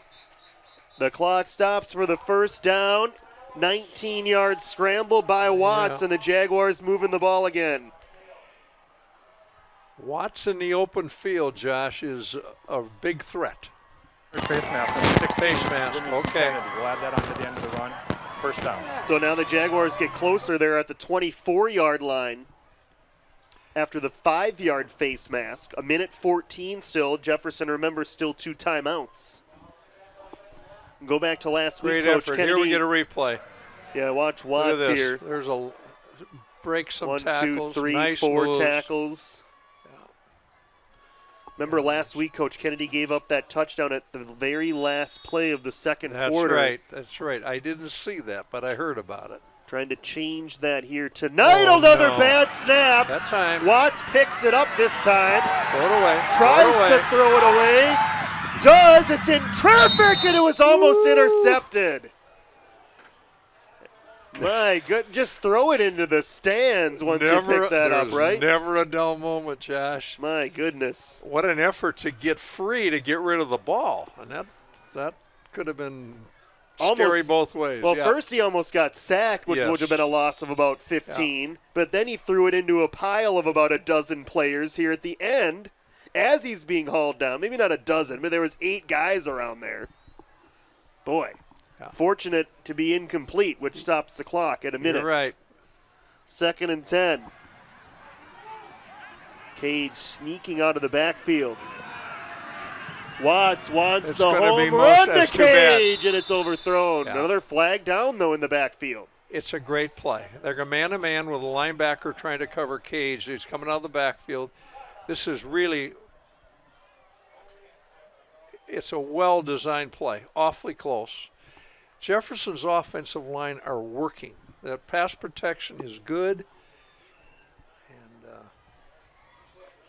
I think we may have had forward motion before the snap. I think when Cage ran motion, he may have been leaning forward at the snap. So now the question is, on Bloomington Jefferson. 2 men were in motion at the same time. 5-yard penalty. Replay 2nd down. So Kennedy will back them up 5. These are things we haven't seen before. Cage coming out of the backfield like that, getting stuck with the linebacker, and he's going to win a lot of those races. 2nd and 15. Still got enough time. Into timeouts. Another low snap. Watts has it deep over the middle, and it's intercepted. Picked off by Santiago Ortiz. And he's out of bounds. That's an athletic interception, Josh. That's a nice play by Ortiz. First true turnover of the game. Kennedy's had a couple turnover on downs. Santiago Ortiz. Yeah, He's not your ordinary linebacker. He can play safety. He was covering Cage on that previous play. This time gets the interception. He is an athlete. After the play was over, we have a personal foul, hit out of bounds. Number 5, Bloomington Jefferson. They'll have 15 yards to the end of the play. 1st down. And that certainly will help Kennedy because Ortiz was not able to get that to the 10-yard line. Yeah. And with only 40 seconds left, Coach, this is pretty much going to allow Kennedy to run out the clock in the first half. You get athletes with confidence like this, he thinks he can bust this. You know, Sure. That's what's in his mind. I can take it back all the way. So now Kennedy, remember, they could not quite run out the clock. Last week had to punt it against Cooper late, then gave up that long touchdown. Here, Jefferson with 2 timeouts. McGaffey on a keeper, and McGaffey, an open field out to the 35-yard line. We'll see what Kennedy does now as the clock stops with 32 seconds. Kennedy still with 2 timeouts. McGaffey on a gain of 12. Kennedy having to go 70, 80 yards in 2 minutes, that's hard for him. Yeah, They're not well, in built this to case, be a 40 great throwing team. Yeah, in this case, 40 seconds, so much less than 2. They'll run it again. McGaffey finding another seam, and he's out near midfield. The clock will stop again with 17 seconds. Great. Another 12-yard gain. Great effort by McGaffey. He's a competitor. And we'll coach it. Now, McGaffey's not the strongest armed quarterback. They need to get another 20 yards probably before they can think about throwing it into the end zone. He has played a very good half of football. He's ran well. He's thrown a couple of good balls. He's done a nice job. Now, Kennedy will call one of their 2 timeouts. They have 1 left, 17 seconds.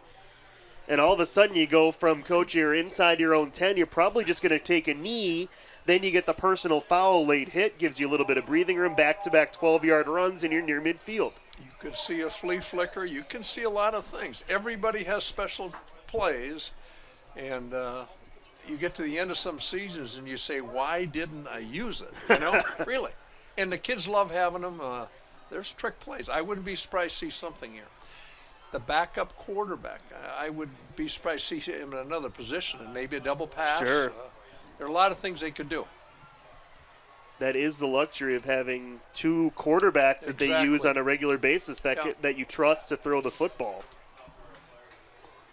During the first week of practice, I stopped by Kennedy to talk to John Anderson. And, you know, their kids, they're working hard, and the relationship with the staff to the kids, it's dynamite. And they're having fun. So 17 seconds for Kennedy. Still a timeout. Near midfield are the Eagles. I think the quarterback is lined up on the right. Yep, they're going to hang it up deep to him. They want the deep ball into double coverage, and it's incomplete. You're looking for a flag. Even if it's picked there, it's probably not going to be a bad play. Looking for a flag, none there, though, so it's second down. A ball hung up to that backup quarterback. He's going to catch a number of those. Nice job there. It looked like Gavin Lyons I think getting it was his Lyons, right hand on that play. one. As a free safety, you like to see that situation in a game because it's a great chance to go get a pick. Sure. Because your cornerback's got the guy covered. You're all alone by yourself. You're free to go. You just don't want to get it tipped in the air. So second down, 9.3 for Kennedy.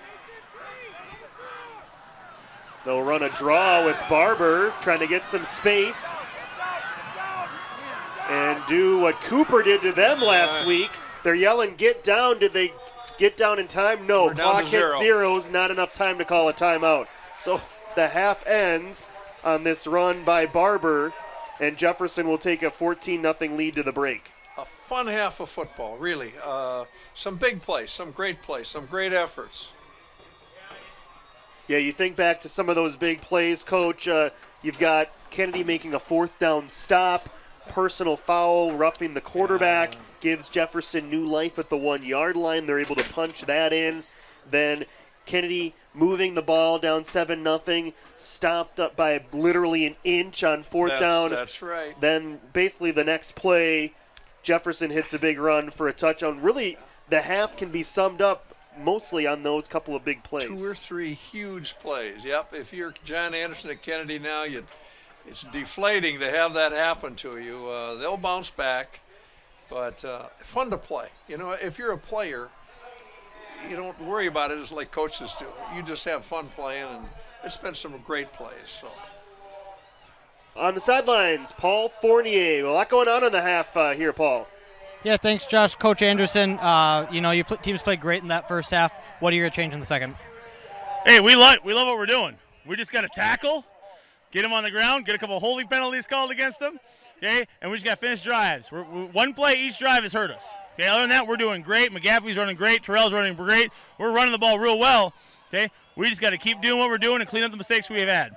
All right, Coach, you got great smelling breath. I'll let you go talk to your team in the locker room. Sir. Back up to you guys. Thanks a lot, Paul. Jefferson leading 14-0 at the half. A lot going on here at halftime. Jefferson homecoming, the football marching band, BAA night. We're sending it down for all of the ceremonies here in the Battle of Bloomington. We'll see you after half here. Jefferson and Kennedy. Starting with 2 students who were chosen by Jefferson's faculty. Our senior ambassadors are Mr. Eric Beckers, who could not be here tonight, playing tennis in Florida, and Miss Elena Hayday.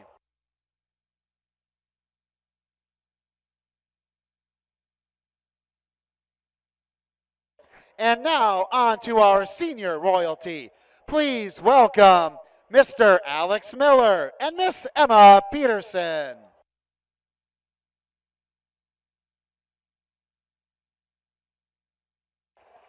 Mr. Mason Peterson and Miss Haley Wheeler.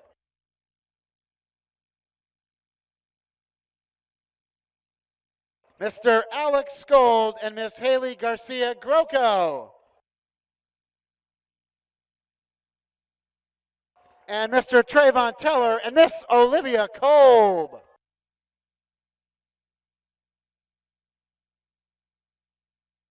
And finally, please give a warm round of applause to Jefferson's 2017 Homecoming King and Queen, Mr. Nate Chow and Miss Katie Weston.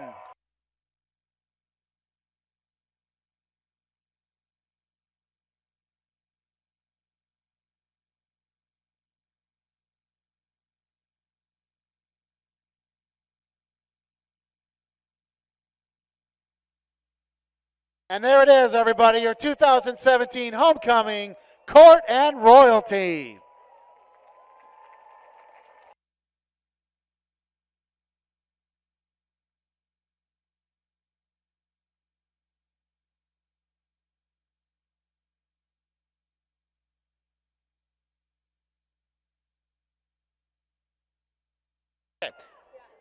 Here to perform for you now are the Bloomington Colleens. The Colleens performance was choreographed by the team captains Emily Mickelson, Marissa Anderson, and Alicia Sanchez Rodriguez. The Colleens are coached by Katie Richard and Emily Liberco.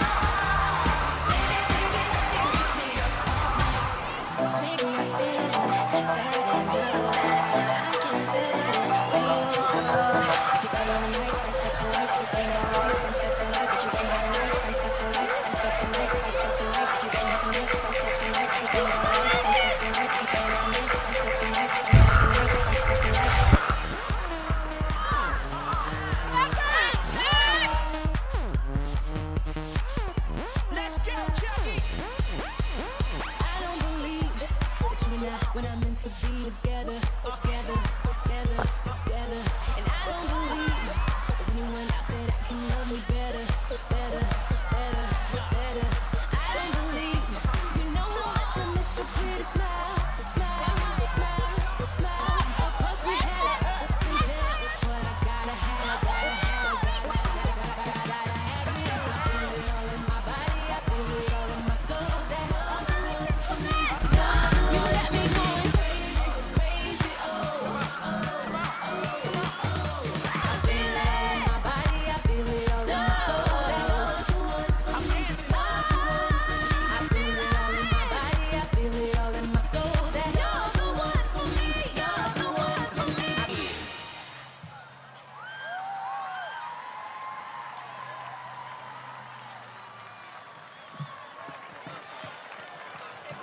And thank you, Kennedy Colleens. Bloomington Colleens, excuse me.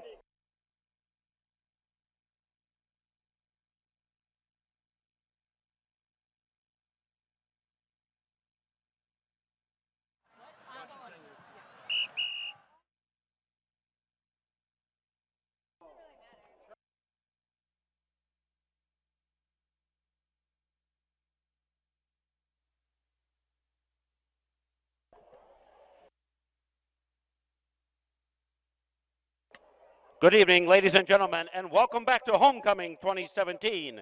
Tonight's halftime show features current pop music favorites with drill design created and directed by our very own drum major, Alexa Sherber.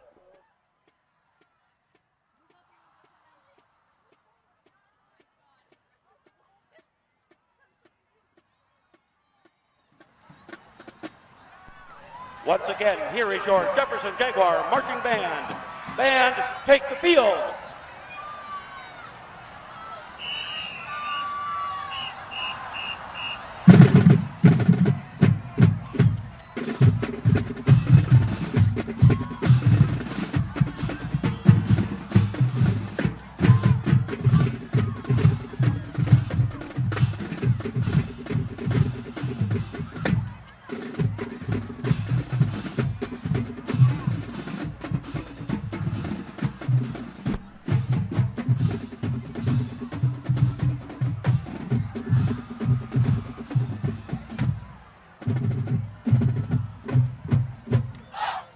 There's nothing I can see but you when you dance, dance, dance. Getting things started is our Flag Corps feature set to a recent pop hit by Justin Timberlake. Please enjoy the band and flags with Can't Stop the Feeling.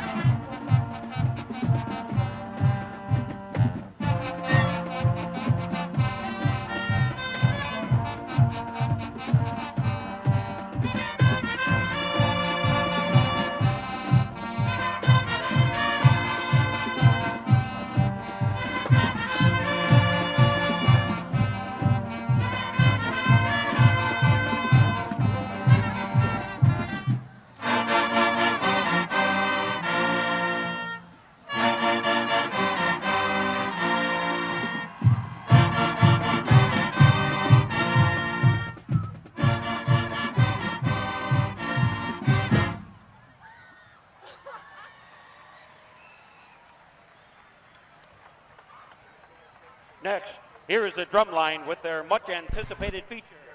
Okay, thanks. I just wanted you too bad, but you didn't need to be able to because it doesn't work out with a little something. It was composed by our very own Jefferson drumline members.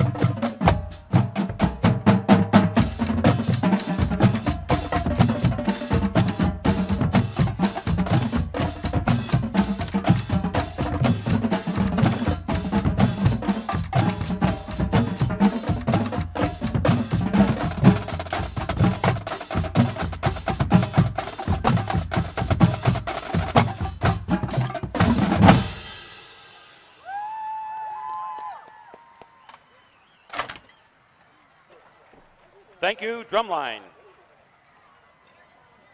I must have been dreaming when I wrote this, so sue me if I go astray, but life is just a party, and parties was meant to last. Please enjoy as drum major Alexis Scherber and the Jefferson High School Marching Band perform a classic by pop hit musical icon and Minnesota native, the Purple One himself, Prince. Here are the band, flags, and featured twirlers with 1999.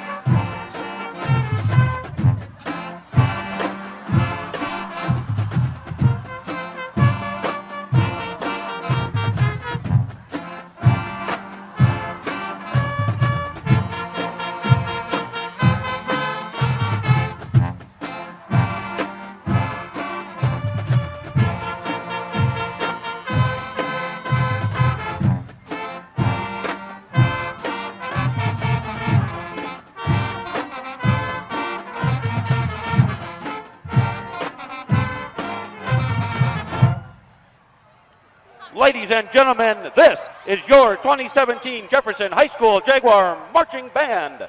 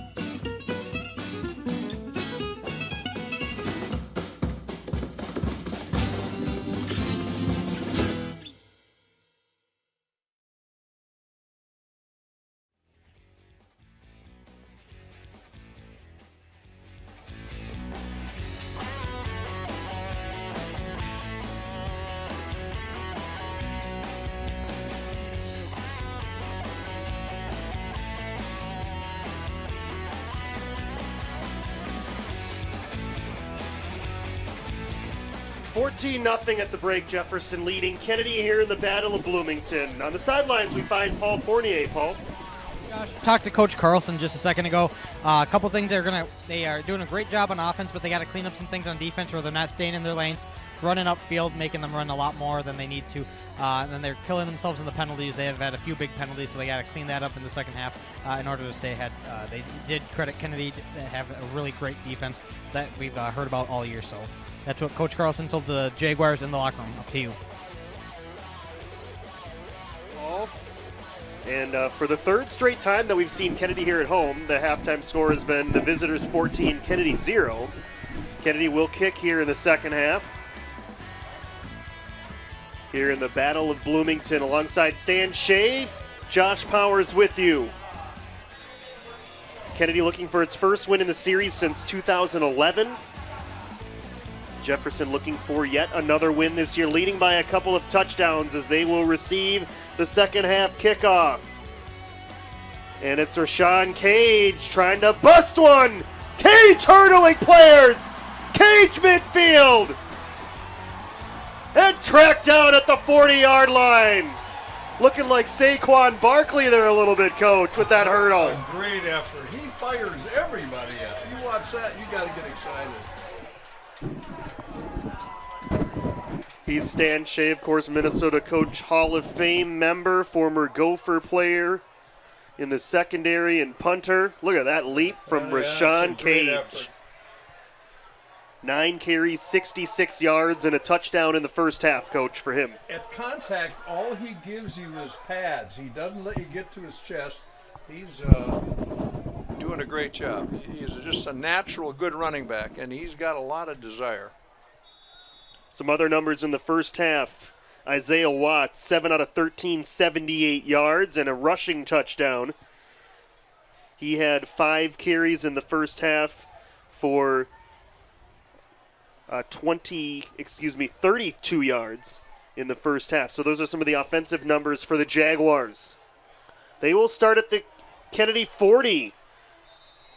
And a new running back in there. I believe that's 35, Corey Anderson. A good hard run by Anderson. He's done a good job. He's been hobbled a little bit with an ankle injury, but he runs hard. A different type of runner than Cage, but he runs hard. Giving Cage a little bit of that a little breather after that long kickoff return. Anderson gain of 2, 2nd and 8. Isaiah Watts, shotgun snap, will fake the handoff.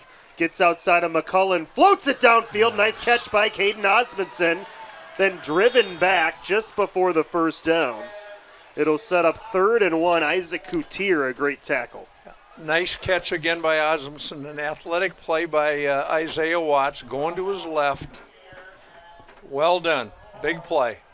Gain of 6. Second catch for Caden Osmondson. 3rd down and a yard for Jefferson. Obviously 4-down territory here. And Cage back in. Trying to draw him off, and did they do it again? Snap with defense. They did. 5-yard penalty. Results in a first down. Second time they've drawn Kennedy off in a critical situation. The first one was on 4th down. This one's on 3rd down. 6th Eagle penalty of the game. They consistently do that. And teams jump. It's amazing. Their hard count has got to be really well done. Fresh set of downs for the Jaguars at the 26-yard line. Looking to really stretch this one open here early second half. Cage motions out of the backfield. Look for him in this passing route. Watt steps up, throws deep over the middle, and it was nearly intercepted. Probably should have been picked by Ortiz as they were looking for Cage. And even after that, it somehow got through where Cage had almost a chance. It was deflected, but it almost got through to him. Coutier was also in the area. Watts threw this one a little bit off his back foot. Yep. Fortunate again that it's incomplete. 2nd down. I formation with Osmondson in the backfield as a fullback. So he's got time to check and change plays here.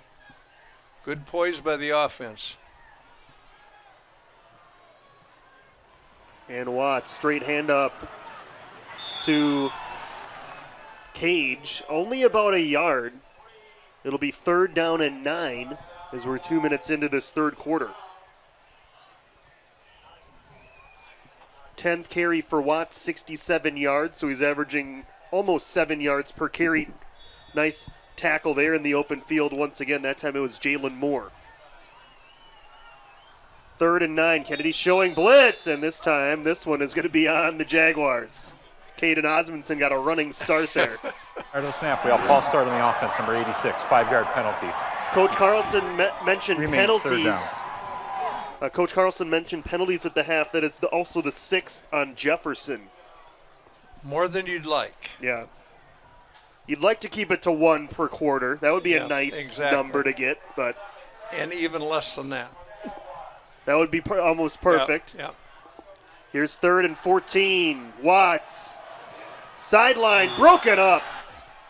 Najee Brown knocked it away from homecoming king Nate Chow, so it'll be 4th down. So how about that? You got your homecoming king, number 1 on the football field, Nate Chow. It says something about Nate Chow, doesn't it? Well, he's an excellent young man. He's Had a classy chance young to man. speak with him, I think now 3 times on Inside Jefferson Football. Just a class act. Yep. 4th down, could be a quick kick here, or will they go for it? I'm guessing we're going to see some kind of a run or throw. Pass dribbles, or the snap dribbles to Watts. He's going to heave it deep into the end zone, single coverage, and it is batted out of the end zone. and He's incomplete. out of the end zone. Great effort. It was intended for Gavin Lyons. Yeah, and he made a great catch on it. Stayed with the ball, but about a foot out of bounds. DeAndre Lovelace could not have played this one any better. No. That's a great effort. It's too bad. And DeAndre Lovelace, Coach Anderson has just praised him all year. We haven't mentioned his name tonight, and that's probably a good thing for our cornerback because you're not being thrown at very often. That's right. And when you test him there, he's in perfect position. So Kennedy this time gets a 4th down turnover on downs, and trailing by 2 touchdowns needs to get their offense to finish a drive. And Isaac Coutier back at quarterback on this drive, and he slips trying to make a cut around Brian Smiley. So he will have a loss in the backfield. We keep saying his name, Brian Smiley. He's not the biggest guy on the defensive line, but man, he is athletic. Yes, he is. He's all over. He's made some big plays.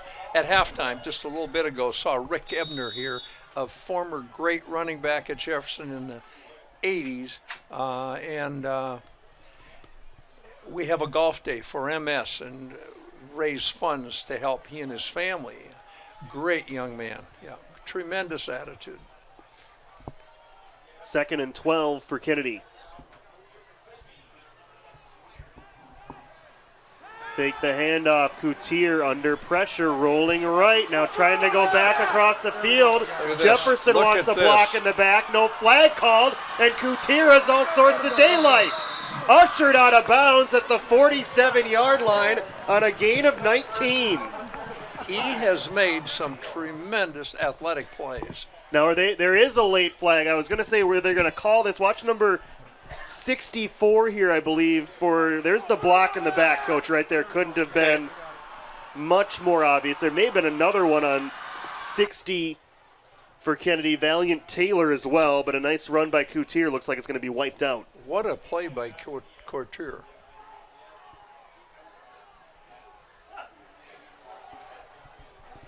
Seventh Eagle penalty. Not only does it wipe out a 19-yard gain, but from the spot of this foul, Coach. It'll be way back, yeah. Way back. They go from the 28-yard line to the 10. So from the spot, I mean, you think about it, 18-yard penalty net, but when you factor in the gain of 19, I mean, you're talking about a near 40-yard difference in field math position. Is 37 yards. There you go. That's your University of Minnesota math coming in handy right there. That's more than my fingers and toes, too. I was counting. So now for 2nd and 30 for the Jaguars. And Barber on his first carry of the half does a nice job that's Coutier keeping it, excuse me. Sneaking around, we've got some activity on the sideline. I think the ball came loose late.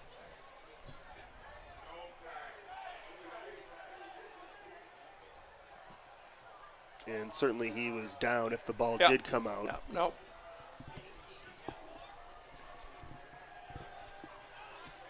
And Coutier's run nets an 8-yard gain. So now it'll be 3rd down and 22. Some numbers in the first half for Kennedy. Terrell Davis Barber Jr., 7 carries for 40 yards. Mike McGaffey actually had 7 carries for 60 yards. Coutier bobbled snap as it was wide to his right. Now he picks it up and runs. Coutier weaving his way back to the original line of scrimmage when the drive started at the 30. But with that big penalty, it'll bring up 4th and 10. Yeah. Another 12-yard gain. Boy, these quarterbacks for Kennedy doing a nice job on the ground today.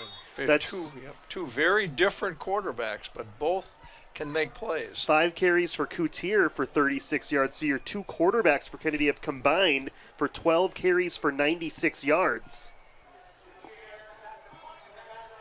Coutier back to punt on 4th and 10.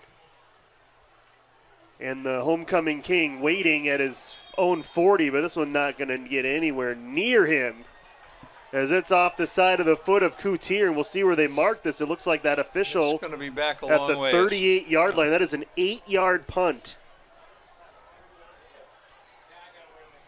So Jefferson, second straight possession to start the third quarter, taking over in Kennedy territory. Another former real outstanding Jefferson football player, Justin Hall, who's the assistant principal now at Jefferson, just came through the booth here. I had a chance to say hi to him. And what a nice to have a young man like that back at Jefferson in administration. No doubt. Saw him earlier tonight as well. Had him as a guest on Inside Jefferson Football earlier this year. Tremendous man.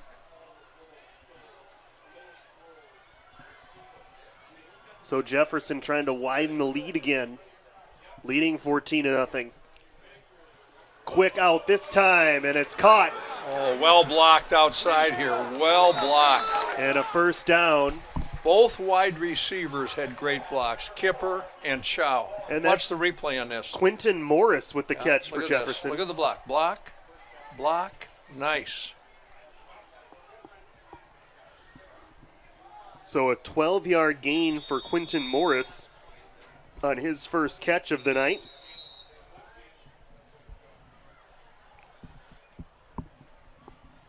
Jefferson near the red zone. Just seeing all these former people that you know, just experiencing halftime coach just kind of takes you back. Oh, it's fun. Yep, it's a great, fun night. Earlier tonight, my wife texted me a picture of us on our first ever date 20 years ago this week. Before you were in the doghouse. At homecoming for Before Jefferson. you were in the doghouse. Before I was in the doghouse. And then she said, can you bring home some pull-ups? There you go. And I said I would do that. Nice job by Isaiah Watts. Watts gaining Such about an added 7. threat.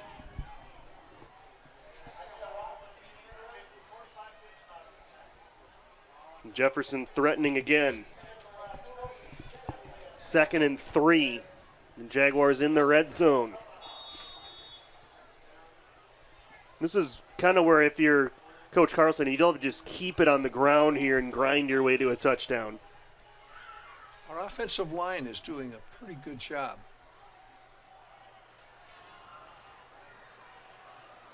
Low snap. And in the backfield, Joe Draves wrapping up Isaiah Watts. Nick McCullen was also in the area. Big play there for the Kennedy D. It's so easy to have a snap just not be perfect. And that's happened quite a few times to the Jaguars tonight. It has. Loss of 5. 3rd and 9, still have a chance to get it. 2 downs, of course, for Jefferson here in 4-down territory. Watts looking for Cage out of the backfield. He's covered. He runs to his right. Stutter step. Could not escape the tackle of Jalen Moore, who wraps him up to bring up 4th down. It's a good play by Moore. Watts not the easiest guy to bring down. He tried a ball fake. He tried a stutter step. Jalen Moore, terrific play. All right, 4th and 10.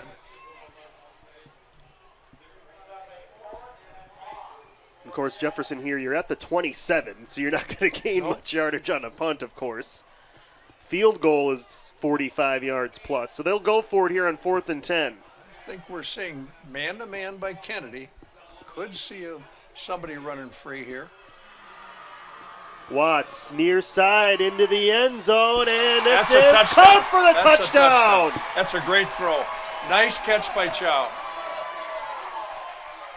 And he's the homecoming king. Why not? A touchdown catch in the second half for Nate Chow. Jefferson widens the lead on this 4th down conversion. Oh, good throw and a good catch. Yeah. 4th and 10. Just his second catch of the game, Nate Chow, but good timing. Very good timing. That had to be a perfect pass It was because right on the money. Mr. Lovelace was over there with good coverage once again. Kick a little wide. Alaska point after, this time no good. So it's 20-0. I can go out this way, right? 27-yard touchdown catch for Nate Chow, and on the season that is his 3rd touchdown of the year, which leads the Jaguars in receiving touchdowns. Watts now with his 5th touchdown of the season. And quietly, now actually not that quietly, he's having a stellar night, Coach. We talked about his prowess on the ground with near 40 yards rushing. Well, he's over 100 yards now through the air with that key touchdown on 4th down. Yeah, that's unreal. And he's doing things tonight, tucking and running more than we've seen him do it before. Sometimes by design, sometimes just by reaction.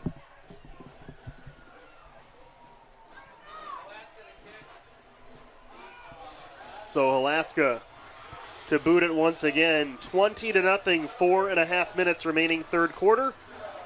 Battle of Bloomington so far going the way of the home standing Jefferson Jaguars on homecoming night. Oh, good kickoff. That's deep. Southard from inside his 10 on the run. Montario nearly broke that one, tripped up at the 30. Kennedy could use an explosive play to get back in this one. Southard nearly split the gap here. Tripped up a little bit. You like the kick returners to go full speed going in because if a little seam opens up, you're gone. Once you start changing directions, the pursuit catches you. So the Eagles with McGaffey back in on this drive. He's been effective as a runner tonight. Barber on 1st down.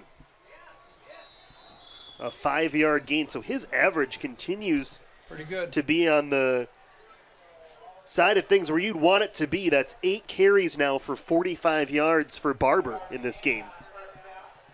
He's a threat to break it every time also. He's strong. Kennedy's had such a good stable of backs over the last few years. Of course, the name that comes to your mind first would be Max Simmons. He's doing some tremendous things at the collegiate level, now as a sophomore, Southwest Minnesota State. Southard on the end around. Finally, they get that little jet action to work as he's near a 1st down, might be a yard short. It's going to be close. Call it a gain of 4 for Southard.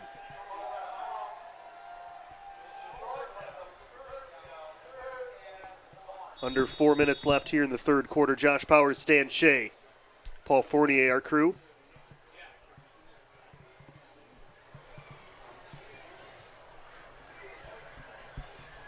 Of course, we'll have both Inside Jefferson football and Inside Kennedy football on Tuesday. The Eagles next week will have their home game, a tough one against Apple Valley. Jefferson will hit the road to get another tough one for them against Armstrong. 3rd and 1, and they'll pick it up with Barber. Remember, he was oh so close to a 1st down on 4th and short in the first half. That time, 2 yards, they moved the chains. Kennedy has some deception, and they're moving the football pretty well. Their offensive line, I think, is playing well. They've made some mistakes. They've had some real costly penalties that have really taken them out of gear. Yeah, Coach Anderson, you heard it at halftime. He was lobbying for some calls. Just give us a holding. Obviously, on that last drive, a pretty obvious holding call that wiped out that big gain by Coutier. 1st and 10 here. McGaffey to throw, flushed out of the pocket, floats it out, and it's intercepted. It's going to be a pick 6. Matt Thompson will take it the distance.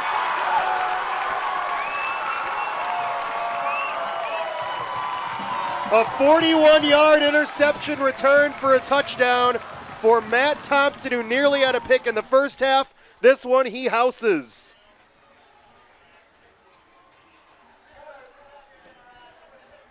A sophomore D-back getting better every game. Yeah, this is a Jefferson team, Coach, with only 11 seniors on its roster. Thompson speaking to that youth point. How about the luxury of having a 6'2" defensive back at the high school level? Yeah. You don't see a lot of those size guys in the NFL.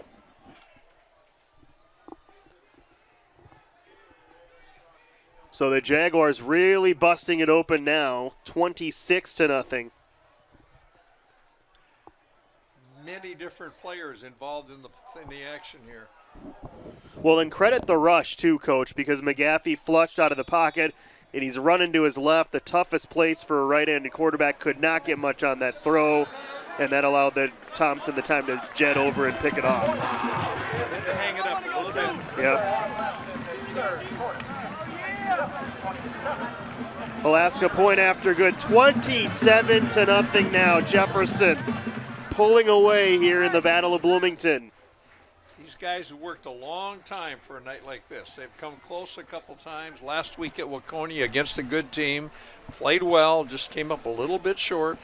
And tonight things are going their way, and they're doing a lot of plays that are well executed.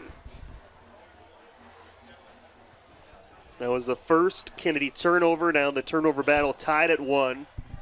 Kennedy's also had a couple turnover on downs. Jefferson has had one as well. But turnovers are one thing, and Coach Anderson said, a couple weeks ago on Inside Kennedy Football, turnovers that result directly in points, like that one right there, are even more catastrophic. Kennedy had a couple of them a couple weeks ago in that game against Waconia. And the pick 6 there by Matt Thompson, stretching the Jaguar lead as this kickoff bobbled, and sometimes that can result in a big return, and it does for Kennedy this time out to the 32-yard line. It upsets the rhythm of the play, and teams pull up a little bit, and all of a sudden he's gone. Barber runs hard. Couple people away from breaking that exactly. one.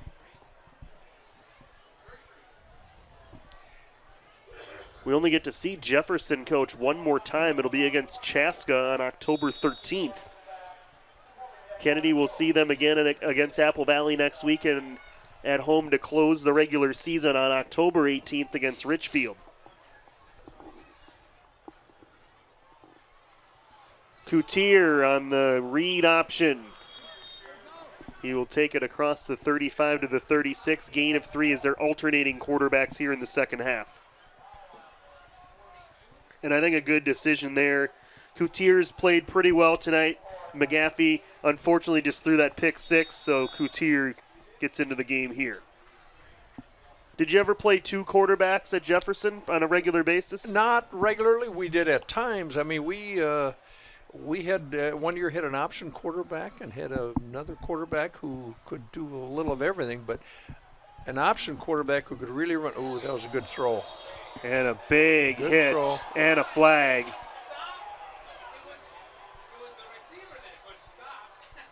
That one over the middle. Nice throw by Coutier. Could not be hauled in. And I think that was Jacob Houston, who's still down after that big hit. And that's almost that flag, Coach, where it's hard to blame the defensive player there. He can't stop. And it because of the severity of the hit, is almost, in my opinion, why they threw this flag. And you're thinking he's going to make the catch. You've got to make a play. There are sometimes you just can't avoid it.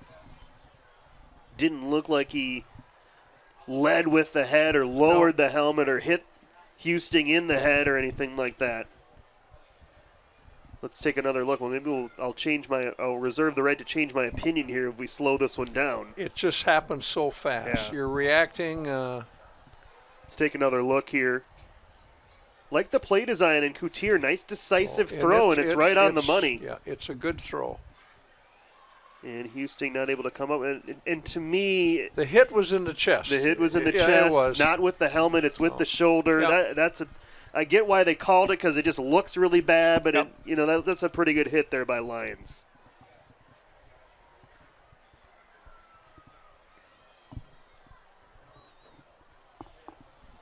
And unfortunately, no, that's not Houston. We'll try to get that number. That's why I always try to hold off as much as possible, because you see one number, maybe you jump to conclusions. Okay, he's up. And that's 45 for Kennedy. That's, of course, the captain, Brandon Shostrand. And tough hit to take there. They'll look at him on the sideline. It may have been more wind even than the contact was right in the chest area. Yeah, thankfully it didn't look like it was up high at all. No. So hopefully that's the case for Shostrand. Kennedy does get a first down with that personal foul penalty on Lions. So now, for the third time tonight, the Eagles have the ball in Jefferson territory. Remember, last week against Cooper, the Eagles had 8 drives into Cooper territory and could not come away with a point. It's too bad. It's too bad. John Anderson and the staff, it's hard to keep on doing that. Yeah. You know, it's hard to come on the field. When you're 0-4, you're not the confident team that's coming on 4-0. It's a big difference. They can't afford for any breaks to go against them. John Anderson talking with one of the officials over there.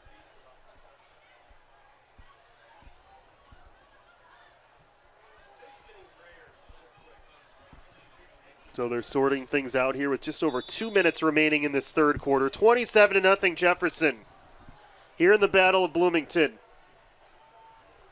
Coutier rolling to his left. Flicks one out. Caught. Mecca Turner.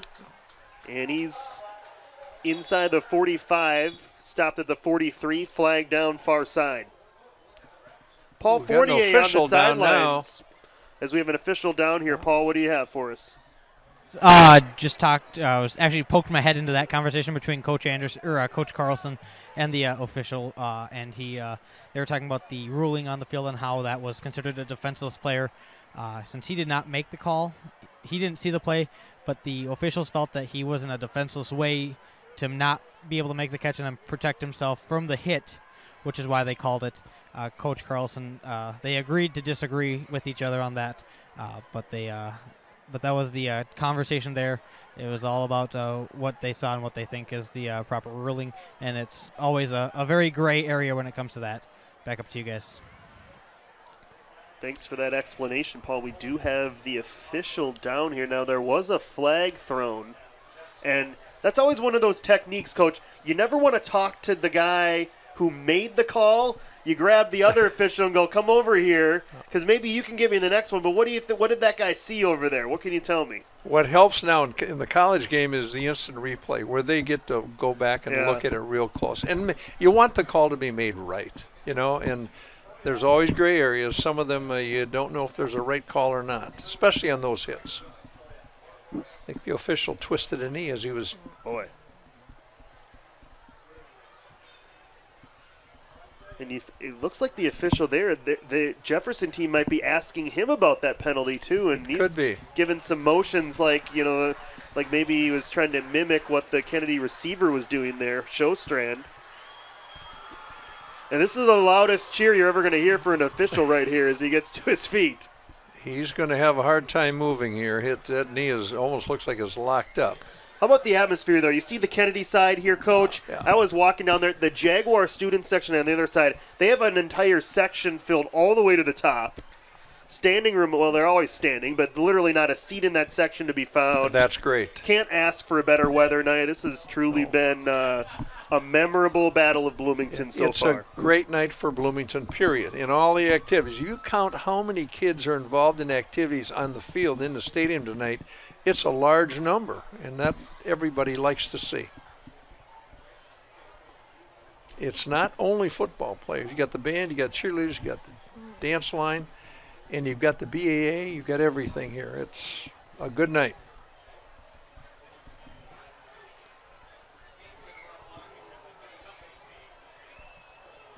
We'll see if that official is able He's to walking remain gingerly. in the game.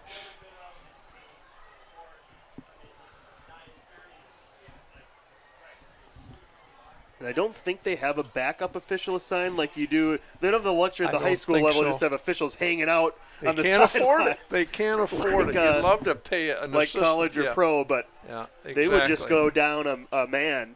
Yeah. If that official is not able to continue. Hopefully he can stand in the background there and see it as best he can.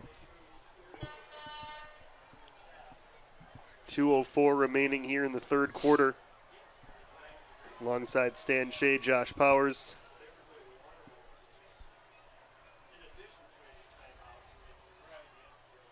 And if you don't know Stan, he's in the Minnesota Coaches Hall of Fame. 1994 Metro Coach of the Year. 1894. Josh, you're a good man. You'd have to be my campaign manager There you if go. I ever did something. There you go. You're popular enough. I don't have to do Oh, it. yeah, You're like right. a mayor walking around here. Now I'll start- Handshakes. I'll start telling some stories about you in junior golf back years ago. Now I can get even.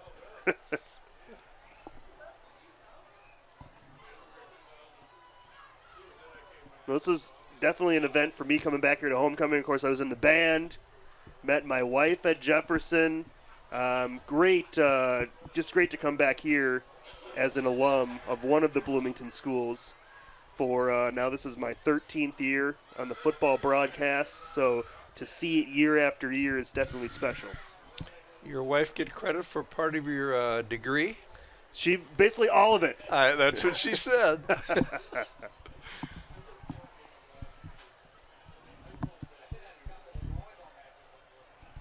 We still do have a flag down, by the way. That penalty has not been announced yet. And it's a personal foul against Kennedy. So this will move them back into their own territory. Paul Fournier back for more on the sidelines. Paul, what do you have? Thanks, Josh. Just talked to the official. He said as that play was developing, he felt something pop in his leg area, and that's why he was down. He does seem to be okay. He's going to limp it off. Did ask what happens if he, being the head official tonight, goes down with an injury, and basically they do a next man up. That's how it works. So we'll see if he is able to continue through the game here, but he is walking off the field right now, so we'll probably next man up will take over his duties for tonight. Back up to you guys. Yes, you see the official there. Well, you can't quite see him in the photo. He's There walking. he is right there. Without the white cap behind the Kennedy backfield, he is the new head official. Coutier on 1st and long. Hit and wrapped up after a minimal gain. Caden Osmondson Nice with the play tackle. by Osmondson. Yeah. Talk about guys with bright futures. Caden, just a junior himself. He has got the size you're looking for and athleticism to boot. And he's having fun playing. He's going to be a good player. He's a good player now. He's going to be a very good player. Final 2 minutes here in the third quarter. Jefferson led 14-0 at the break, now 27-0. They've added a Nate Chow touchdown on his homecoming night and a pick six from Matt Thompson. Terrell Davis Barber Jr. picking his way. Patient run. Barber still moving across midfield. It's a great effort by to Barber. The 49-yard line, gain of 13. Barber's 10th carry of the game for 60 yards, so he's averaging 6 yards a carry. Watch the patience here, Coach. Just letting this one develop. Draves picking up a block. Yeah. Kind of pushed his offensive He line runs hard. ahead. Get him out of the way. I don't need you anymore. All right, 3rd and 11 for Kennedy. 2 men in the backfield, Draves and Barber, flanking Coutier. He will look to throw under pressure from a blitz, and he was nearly sacked. Hunter Edwards came free and nearly sacked Coutier. It'll be 4th down. Backside blitz and good hustle by Edwards.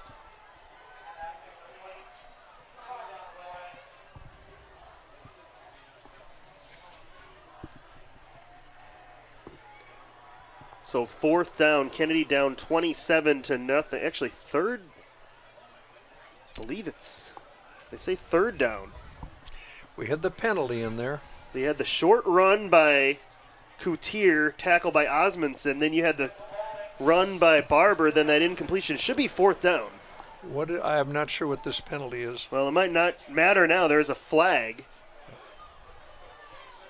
that will wipe away the play. So that's why it's still only 3rd down. 10-yard penalty. I'm still not sure what the call was. I'm not sure what it is either.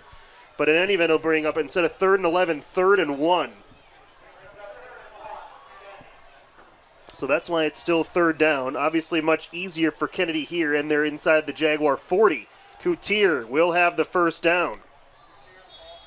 He's to the 36 with a minute remaining in the 3rd.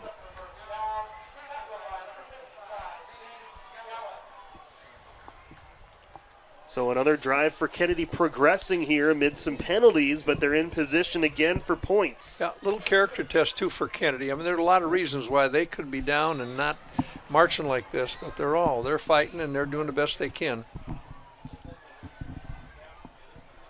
Trying for just their 2nd touchdown of the season as well. They did have a long touchdown to Santiago Ortiz against Waconia. Love to find that end zone again. Coutier designed run.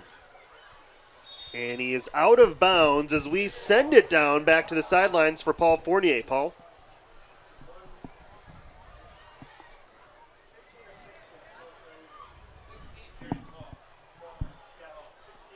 We'll check in on Paul here in a bit as it's now 3rd down and 5 after that 2-yard run by Coutier. 4 down territory here for Kennedy. Final minute of the 3rd quarter.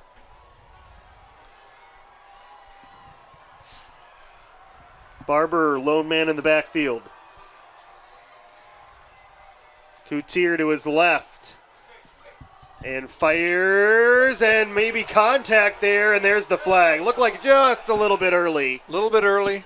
Hit the D-back in the back. Yeah. As we've sorted out the penalty down to Paul Fournier. Paul? Have they thrown it down to me?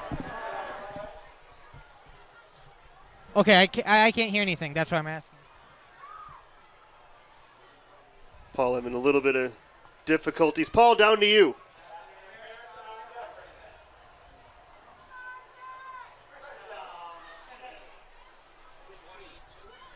So that's why it was a 1st down. So defensive holding was that first call. I missed the call, that last call, but based on the reaction from the Jefferson bench, it looked like it was a pass interference.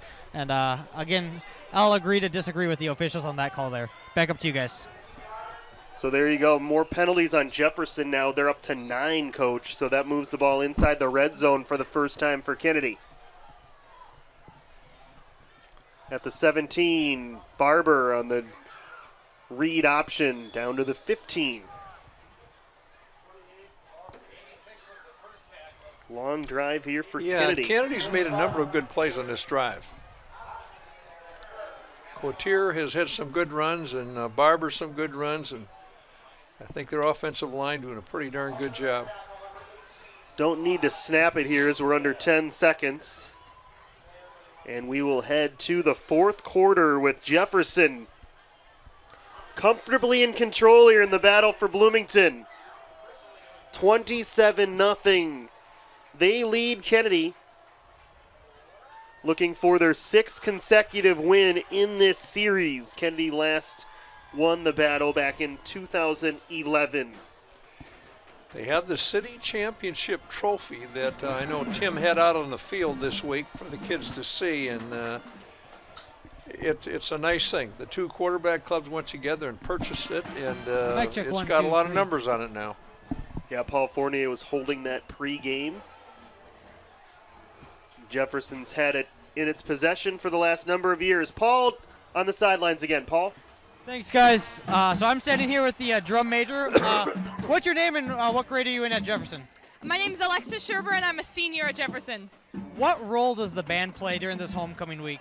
So the band, we play during the coronation of the homecoming court, and then we obviously play here at the homecoming halftime show. We're kind of the spirit of the band, or the spirit of the school, the heart of the school, and we keep everybody pumped up. And do you have a favorite halftime show from the year yet, or not yet? From like the years I've been in it? Yes. So we did a Western halftime show my freshman year, and we like made a cowboy hat, and it was really cool, and it was really impressive. And last but not least, what's your favorite song the band plays? I really like this one, Hey Baby. I think it's fun, and everyone gets into it. All right, thank you. We'll let the band take it away.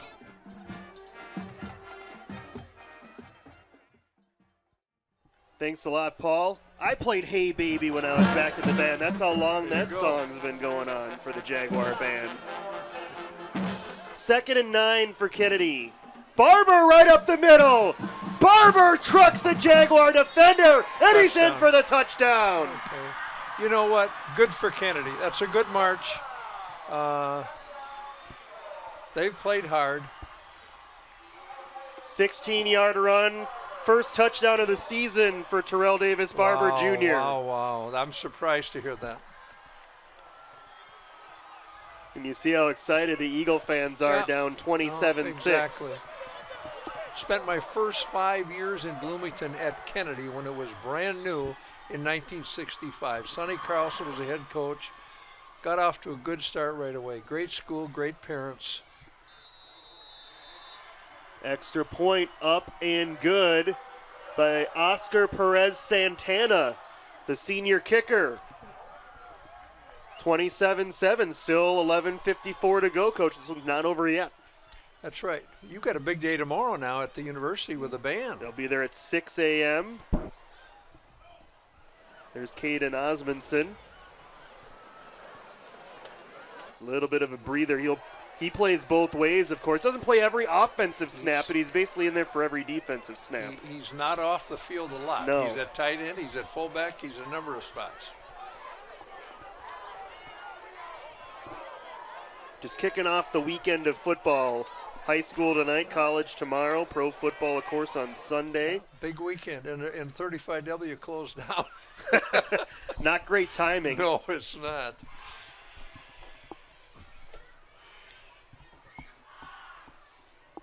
Of course, we're just west of 35W here in Bloomington Stadium. Beautiful night for football. Well, we have a break in the action here. I'll mention some dads that have done things for a long, long time.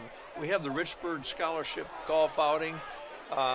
It was started. Rich Bird was a key man in that operation, along with some dads, Larry Swartout, Dennis Kane, Arlen Grusing, Bob Engerbretson, and now we got Dan Richards, a former player who went to Bethel.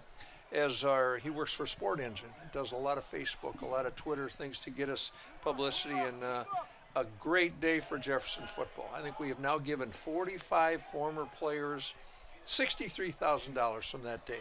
That's better than winning. That's great. Yeah. Kennedy onside kick attempt here. Ball still loose. We got it. And recovered by the Jaguars. Yeah, we have so many former players going into teaching. The day started, we want to raise enough money maybe to give any former player going into teaching $500.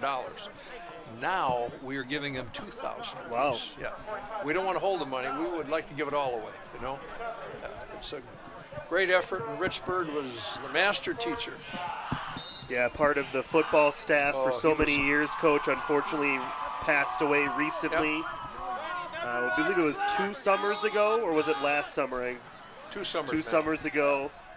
So well respected around the Jefferson High School program for so many years.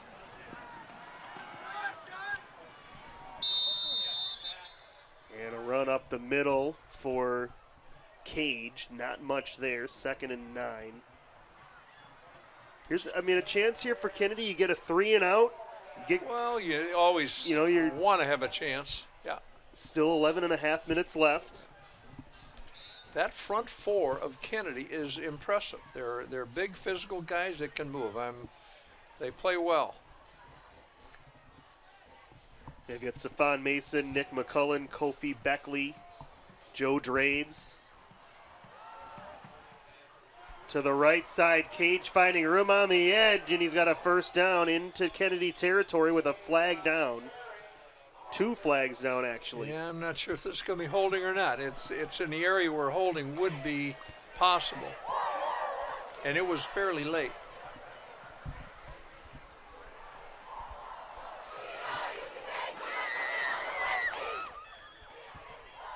And remember, I believe they're still down an official. So a little bit more ground to cover for each guy. Exactly. Yeah.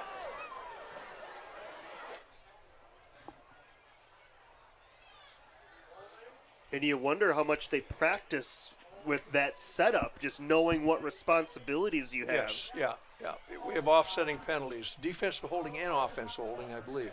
And I was a former umpire at the Minnesota State High School League level, and obviously you officiate the game totally different whether you're by yourself, working a JV game, or you're at a varsity level with a 2-man system, or maybe you're at a postseason game and you've got a 3-man crew. You have to learn all the logistics of where to be and when. Totally. And these guys are doing the same thing here down an official. And it's not like a college or pro crew where you got 11 or 12 officials out there anyway. That's right. And when you're sitting up here, you can see a lot better than when you're right in the middle of the action sometimes. Okay, so after the offsetting penalties, 2nd and 8, we'll redo it. Clock on the move, under 11 minutes. Cage will try the left side and find some success very near the marker. He runs hard. Initial marker it's just going to be just 3rd and about short. a foot. Yeah. So a gain of 7 for Cage. That's just his 3rd carry of the second half. He said he wants a rest, see? Are we going to see a hard count here or not? Nope. No, they'll go quick count. Quick count, quarterback sneak, and it works for a first down. So you got to love Jefferson deviating They've a little got bit. a little bit of everything. Just keeping that defense on their toes. I guarantee that nose guard didn't know that was coming that quick. He's waiting for a hard count, and boom, we're by him. There's that second down run by Cage. 1st and 10 for Jefferson with Osmondson in motion. Okay. The toss to Cage, running right, slips out of the tackle of Ortiz, and he's inside the 40. Love how Watts on those pitches, you notice he spirals it out to the guy. I mean, you talk about a room service pitch. Exactly. That is a perfect spiral. Usually you go end over end. End over end, you flick it out there, but that's the exact opposite for Watts. It is very unique. 6-yard gain for Cage. I don't know if it's better or right or wrong, but it looks unique. It works. Looks kind of cool. Oh, we got a quick count, and we got him. There's the hard count. Yeah. Mentioned Jefferson with 9 penalties. This would be the 9th penalty for Kennedy.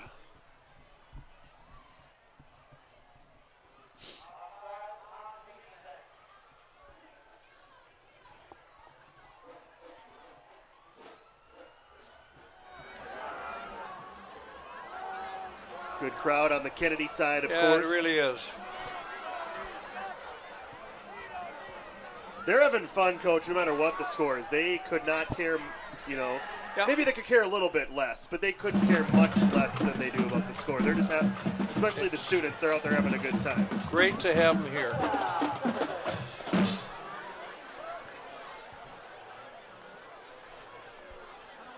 From the 32-yard line now, Jefferson on a 1st and 10. Could be the type of territory where you might think about hitting a big play.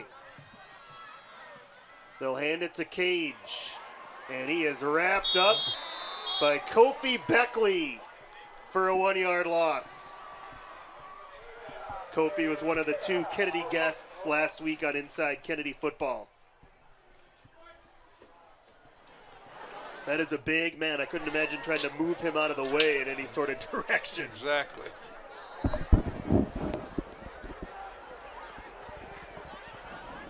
He said something great about, I said, who are the guys you look up to on the team? And right away, Stephon Mason on the defensive line. Exactly. Yep, he's played well.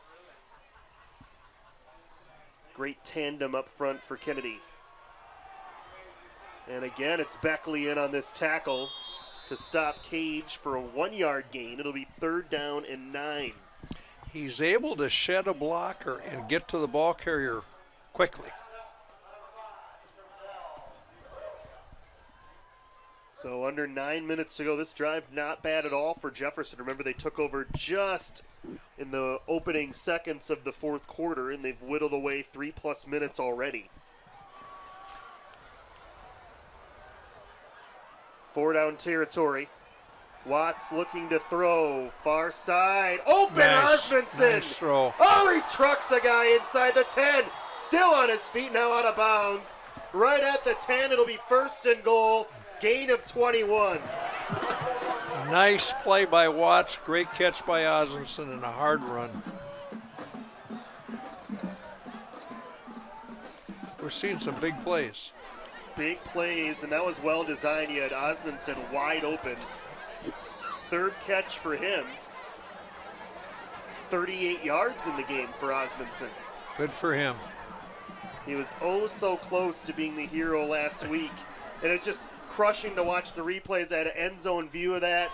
You see all the Jaguar team and the cheerleaders' arms raised like it's a game-winning touchdown, and then just could not quite hang on to the ball as he hit the ground.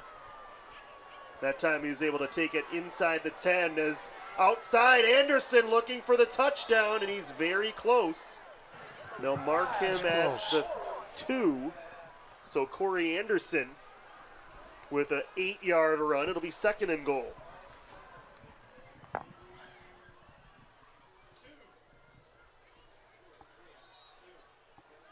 Nice job to seal the edge there, Coach, to give Anderson a running lane. He will stay in there as the featured back on 2nd and goal. Anderson up the middle. Beckley there, trying to pull him back. Along with Mason, and they deny him the touchdown. No gain on the play. It'll be 3rd down. He's close, and he runs hard.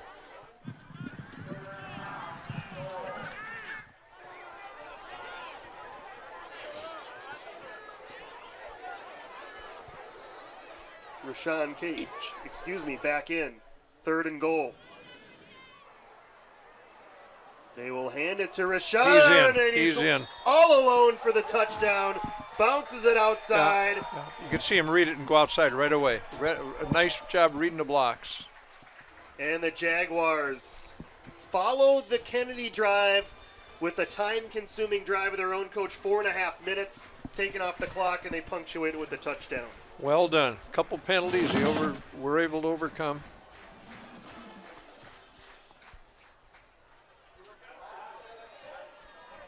$82 yards rushing now for Rashawn Cage and a couple of touchdowns tonight. They're passing the ball around here. Osmondson with a big play.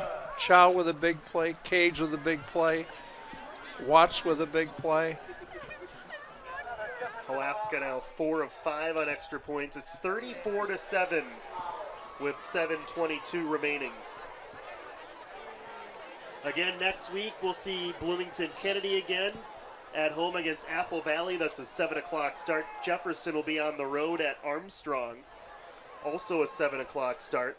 And we'll catch up with both coaches on Inside Jefferson football and then followed by Inside Kennedy football on Tuesday night. What's Armstrong's record right now? I know they're a good football team. I do not know. They are not in the top 10. Okay, no, I know that. But maybe we can find that out here. Google might know the answer. There we go.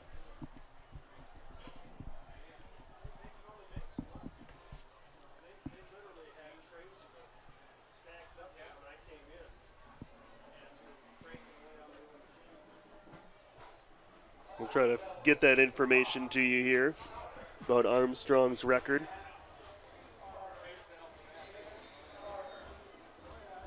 Of course, current Gopher Thomas Barber played there a couple years ago, and what a I mean, if anyone doubted the last name of Barber at the collegiate level, he's turned out to be a dynamic, kind of under-recruited find, just like his other two brothers were.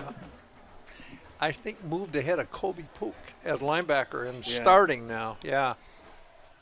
Yeah, doing some terrific things. Yep. He's a Falcon he's the alum. one that made the great hit, I think, against Oregon State that shook the ball loose, I believe. Yeah. He had a forced fumble in that game, recovered a fumble, I believe, against Middle Tennessee State.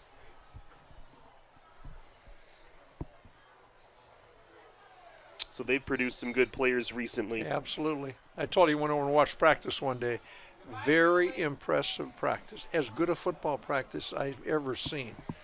They hustle, they go, they work an hour and a half, but it's all teaching. First and 10 for Kennedy.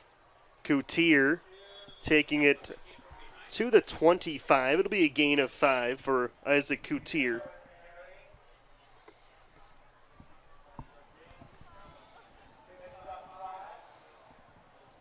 Armstrong on the season, coach 3-1. Their only loss was to Chanhassen. They have victories at Spring Lake Park, they were a state tournament team last year. They're a good football team. They beat Hopkins and Forest Lake. They play Cooper tonight. They lost to Chanhassen, by the way, 29-10. That was in the season opener. So not an easy road test next week for the Jaguars for certain. Coutier on second down, design QB run, gets to the outside, has a first down, cuts it upfield, still moving to the 37-yard line if he stayed in bounds that far. 6.5 minutes remaining. Coutier's made several big plays. Yeah, Coutier, as we is nearing 60 yards rushing tonight, as we throw it down to Paul Fournier back on the sidelines. Paul? Thanks, guys. I heard you guys were looking for a score record for Robbinsdale Armstrong, which Jefferson will have next week. They are 3-2. They lost earlier today. They had a 5 o'clock game against their rival Cooper. So they lost 7-20 against Cooper. So they are now 3-2 as of right now. Back up to you guys. Paul gets an A+ for that. Paul he's all over Twitter, social media, getting those score updates as that was almost intercepted. Once again by the Jaguars. Corey Anderson getting a hand on that. It'll be second down. Impressive that Paul came up with that fast. Yeah, it took me a couple minutes fumbling through Google, but Paul's a millennial. He gets it much faster than me. And I didn't even have the right record to begin with. Of course, the website it looked like hadn't been updated. That's right. Yeah. Some weird times. Remember, there was an 8 o'clock start last week here when Kennedy played Cooper. Now that Cooper's starting at 5 o'clock this week. Is it Yom Kippur or not? Yom Kippur? I'm not sure. Last week it was Rosh Hashanah. Okay. The reason it was moved back to 8. Coutier on second down, wrapped up in the backfield. Guess who? Brian Smiley. His third tackle for loss here in this game. So rangy, and he's quick. Another guy, you talk about the youth of this Jaguar team, another junior for the Jaguars going to be back next year. And that's particularly on defense, Coach. If you look at their starters, you've got only 3, I believe, senior starters for this Jefferson defense out of 11. In the back of their minds, at times they're thinking, going to look forward to next year. It's going to be a fun year for them. They've worked hard. They've done well. Coutier on this third and long. Floats it out of the backfield, and it's caught.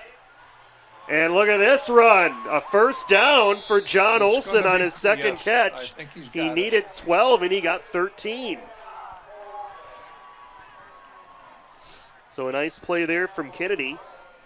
And that is the first completion of the night for Isaac Coutier.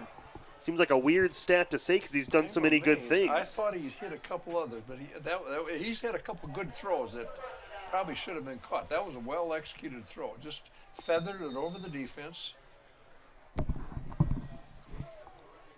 5 minutes remaining. Jefferson in control of this battle of Bloomington, looking for its first win of the season. Kennedy just trying to keep improving, Coach. They've got the season finale against Richfield. That's a winnable game at home. Then you got the momentum into the postseason. They're, of course, in a different section than Jefferson. You never know what could happen. They played St. Thomas Academy very tough last year in the playoffs, led for a good portion of that game as a number 6 seed. A direct snap again catches us by surprise. You got the quarterback there, and it's snapped to the back, standing beside him. There's that third down to Barber, I conversion believe. Again. Yeah, that's a nice play by their receiver. The heck with the read option, right? We're just gonna we're not even gonna give him an option. We're just gonna snap it right to the running back. Saves you about a half a second. Let's go, Juice! Kennedy on the move again. 4th drive into Jefferson territory. Direct snap again, Barber. He runs so hard. And you've got to be probably even more precise on those snaps than normal, because you're not used to snapping it to the side like that. Yeah. We've not stopped Barber, but we've contained him pretty well. He's a real threat. Yeah, Barber has had a 20-yard run and a 16-yard run. No negative runs for Barber. The closest they had to a negative run, Coach, was that 4th and 1 where he was short by about an inch. That's right. But he generally will get positive yards, and he is nearing 80 yards tonight on the ground, which would be a season high for him. And he's still in here on this first down. Another direct snap. Barber now nearing 100 yards as he tumbles for another first down inside the 30. It's a great effort by Barber. He's really running hard. And that's a direct snap. Their offensive line is blocking pretty well. And you talk about a guy in Barber, you think of him so much experience, but he's still only a junior, Coach, and got a lot of talent. If they can ever get some lanes for him, doesn't need a ton. No, you're right. But, boy, he could be a big factor next year, or even at the last half of this year. This time to Coutier, stiff arms a guy as he's being dragged down from behind. C.J. Hayes in there for Jefferson. Some reserves in there defensively for the Jaguars with this 27-point lead. A lot of guys have been in practice all year, and when you have a chance, when you have a game under control, you play as many of them as you can. They put their time in, and they have a great time. Especially in this game, you want players to experience what it's like to play in the Battle of Bloomington. Jefferson only has 11 seniors. You want to make sure they're playing, but then you've got a chance to dig a little bit deeper. These kids have watched this stadium since they were in BAA, and it's a big night to be on the field here. Whoops. A little procedure penalty there on Kennedy. Dylan Long jumped out of his stance. Kennedy will win the race to double-digit penalties by 1, 10-9. So both coaches some penalty issues to clean up tomorrow. Or starting tomorrow. I guess it's Sunday, I should say. Yep.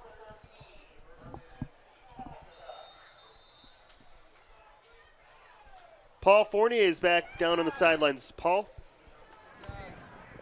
Come on, defense!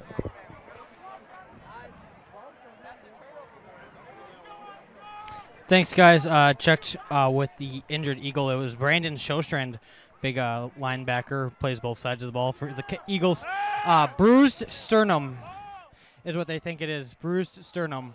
Back up to you guys. That was a very good throw by Courtier.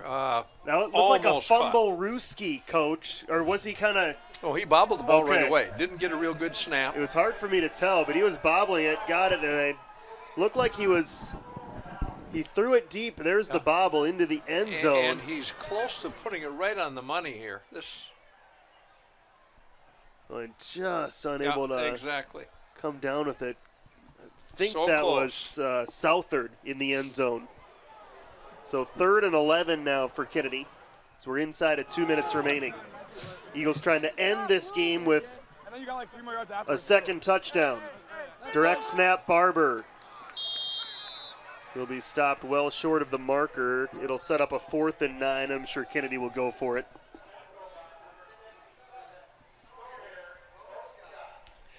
John Anderson and his team have nothing to hang their heads here tonight for. They've played hard, and some breaks didn't go their way, but they've played hard. They're still playing hard. And they continue to clean up the mistakes. I know they've had some penalties, but you talk about some of the bad mistakes you saw in the first couple games. The wild snaps and the numerous turnovers. They had one turnover, and of course it went for a touchdown, but just the way they've played continues to improve week by week, and tonight getting the ground game going for the first time, really, that has been a nice addition as well. Let's see if they can do this on 4th down. Coutier with some space might be able to pick it up, and he will have the first down inside the 15-yard line. So Coutier down to the 13 as we're under a minute trying to lead a final drive for Kennedy. He's a good athlete and a great effort by him. We'll see if they speed up a little bit here as the clock will start. Kennedy does have 3 timeouts,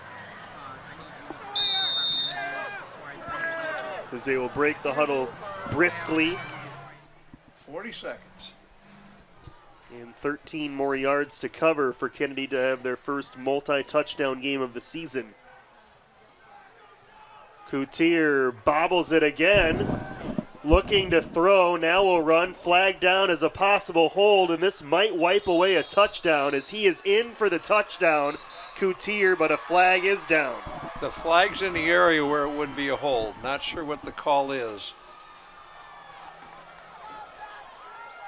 There's a second flag down on the near side. See if we can pick up where there the was a hold hold. might be. Yeah. That was on the previous play, actually, on that 3rd down scramble. There's where you can call a hold on every play, right? Because you're saying, that was a hold. You can. It's just, can you make it look like not much of a hold is always the challenge, right? There's holding on almost every play. You got to know where to grab them. And yeah, exactly. Sometimes you're hidden out of view. You watch Pro Football on Sundays, and there's always grabbing the jerseys. The key is you got to let them go at the right time so it doesn't appear like it's a hold.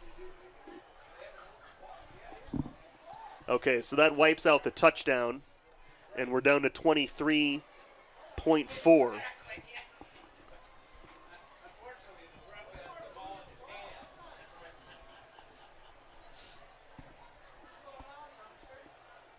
And again, the officials short a player, I almost said a player, short a man, as the head referee was injured in the second half. So they're working on a bit of a short crew. We've got a face mask on the offense. That's what they signaled. That's a surprise. It's not a penalty you see called all that often. Rarely. Usually it's on an offensive lineman, maybe a hands to the face or something like that. So now it's 1st and 25 from the 29 with the clock moving under 20 seconds. Coutier to throw this side, or far side, incomplete, looking for Mecca Turner. That'll stop the clock with 13.1. Coutier is a senior, I believe. Yes. One of the co-captains for Kennedy, along with Brandon Shostrand and McGaffey and Terrell Williams.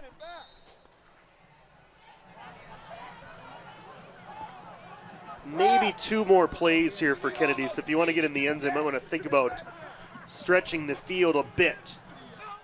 We're in a loose 3-deep zone, which is...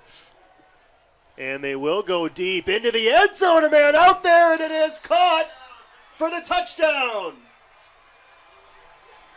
You know, a great throw, good route, right in the seam between the corner and the free safety. It's a good job by their quarterback, nice job by the receiver. And it's Eric Aviles Rizzo with the catch from 29 yards. And Kennedy scores with 5.6 seconds to go. A little bit of satisfaction in that for John Anderson. And Isaac Coutier with his first touchdown pass of the season. Good for him. Perez Santana point after is no good. And that should close the scoring in this one. 34-13 with just 5 seconds left. Good for Kennedy to get that last touchdown. That is exactly right. Going to come up short here in the battle for Bloomington, but that might give them some momentum heading to a tough, not heading anywhere. They're back at home next week, but they're facing a very tough Apple Valley team that we saw beat Jefferson 43-9 earlier this year. I think it's McKeague, who's the running back linebacker. He was, I think, the Kieran player of the McKeague. week or something like that recently. Apple Valley's a very good team. Then Kennedy gets Richfield, a chance for a win.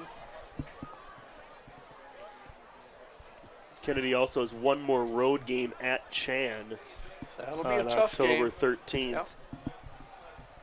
Jefferson doesn't have it much easier that night. They play number 1 in 5A Chaska. It's going to be hard. Yeah, that's a tough call. The Hawk defense that has been very sound this year. They shut out Chanhassen, they shut out Kennedy. You know, you learn some things every game. Tonight, probably the new wrinkle was Cage coming out of the backfield. A couple throws to him didn't quite hit, but that's a scary thought for the defense. Yeah, and if they see something on film like he's going to be matched up with a linebacker, that's certainly an advantage or a situation you want to take advantage of. Yep. Here's a kick that will be bobbled and knelt down. Good play Smart by play Anderson. there. With 3.8, it'll be a kneel down and a victory for the Jaguars that are going to get their first win of the season. And I think I'm hoping to see, okay. You want to stick around in the post-game show? We'll try to hear from both head coaches tonight. Get Stan and I's final thoughts on this one as well. The first Jefferson victory of the season. They win their 6th consecutive Battle of Bloomington as well. Tim and the staff, they worked hard, real hard, you know. I mean, you know this, Coach. All the staffs work hard. They all work hard. It's, you know, most of them are full-time teachers, and you could almost count, you know, during the football season, you almost count this as a second full-time job. It's a lot of work. And for not a lot of money, by the way. You do it because you love it. Yeah. That's exactly right. That's what makes it so good. Final kneel down. Jefferson will get that first win of the season, and it's a sweet one as they win the Battle of Bloomington 2017 by a final score of 34-13. And for Kennedy, they dropped to 0-5, but you can continue to see the improvement from week to week for head coach John Anderson's team. Yep. And they'll have 3 more games, and we get to see 2 of them here on BEC-TV as well.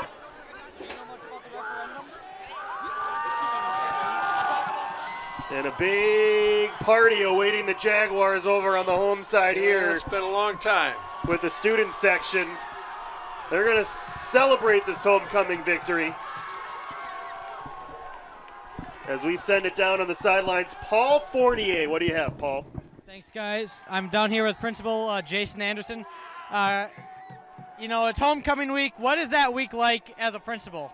You know, it's a ton of fun. It's a ton of spirit. Every day something new. It's just a great day, and we get to go in today, so it's a fantastic week for us. What kind of things go on during homecoming week at Jefferson? Well, you know, there's theme days, there's some pep rallies, we have our coronation, but it's just a lot of school spirits, a lot of unity, it's a lot of coming together. With it being such a busy week, how do you guys stay focused in the classroom and then also drag that over to the field? You know, that's the battle. You know, kids got a lot of energy, as you can hear, and so let them have their moments in Pep Fest and in the halls and before in school and after school. But then when it's time for class time, it's time for class time. It's a good respect we have with the kids, and they go with it. And one last question: there is a referendum on the ballot this year. Kind of talk about that so the viewers at home know what that's about. Yeah, you know, so referendum coming up. Vote is November 7th. Early voting starts now. You know, the vote is important for all of our community members to get out there and support the vote itself. And as far as, you know, what it's going to support. It's going to support an operating referendum in the school, support programs, support kids, small class sizes, things that Bloomington really appreciates. All right, last question. What's one thing you want to tell all the kids before the last event of the year, or of the whole week? You know, have fun, be safe, go Jefferson. All right, thanks, Principal. Thank you. Up to you guys on the booth. Thanks a lot, Paul. Good to hear from Jefferson Principal Jason Anderson. And his message to the students, Coach, enjoy it, have fun, but be safe. How about that? There you go. That's exactly right. You know what adds to the morale of kids at school? It'll be a good week coming up here. All right, Jefferson wins the Battle of Bloomington 34-13 alongside Stan Shea. Josh Powers with you. Plenty of highlights to roll from tonight's game as well. So we take a look at some of those highlights throughout the course of this game. Jefferson getting on the board in the first half of play. And their offense played well tonight, Coach. Not only were they able to hit some long passing plays, but Rashawn Cage continues to be a force this year on the ground. Came in averaging around 100 yards per game and did not disappoint. Yeah, every play he handles the football, he runs with so much desire. He runs hard, he runs smart, always a chance to bust it. He's played well every game, and tonight, fun to see him have a good night. Fun to see Isaiah Watts have some good runs also. Yeah, I was just going to say, probably his best game of the year, Coach. Not only did he throw a nice touchdown pass, but you mentioned his ability to keep plays alive, keep churning up yards on the ground. He's got a great future, just starting to become really confident, I think, in a lot of those things. He can run and run well. Osmondson had a great night.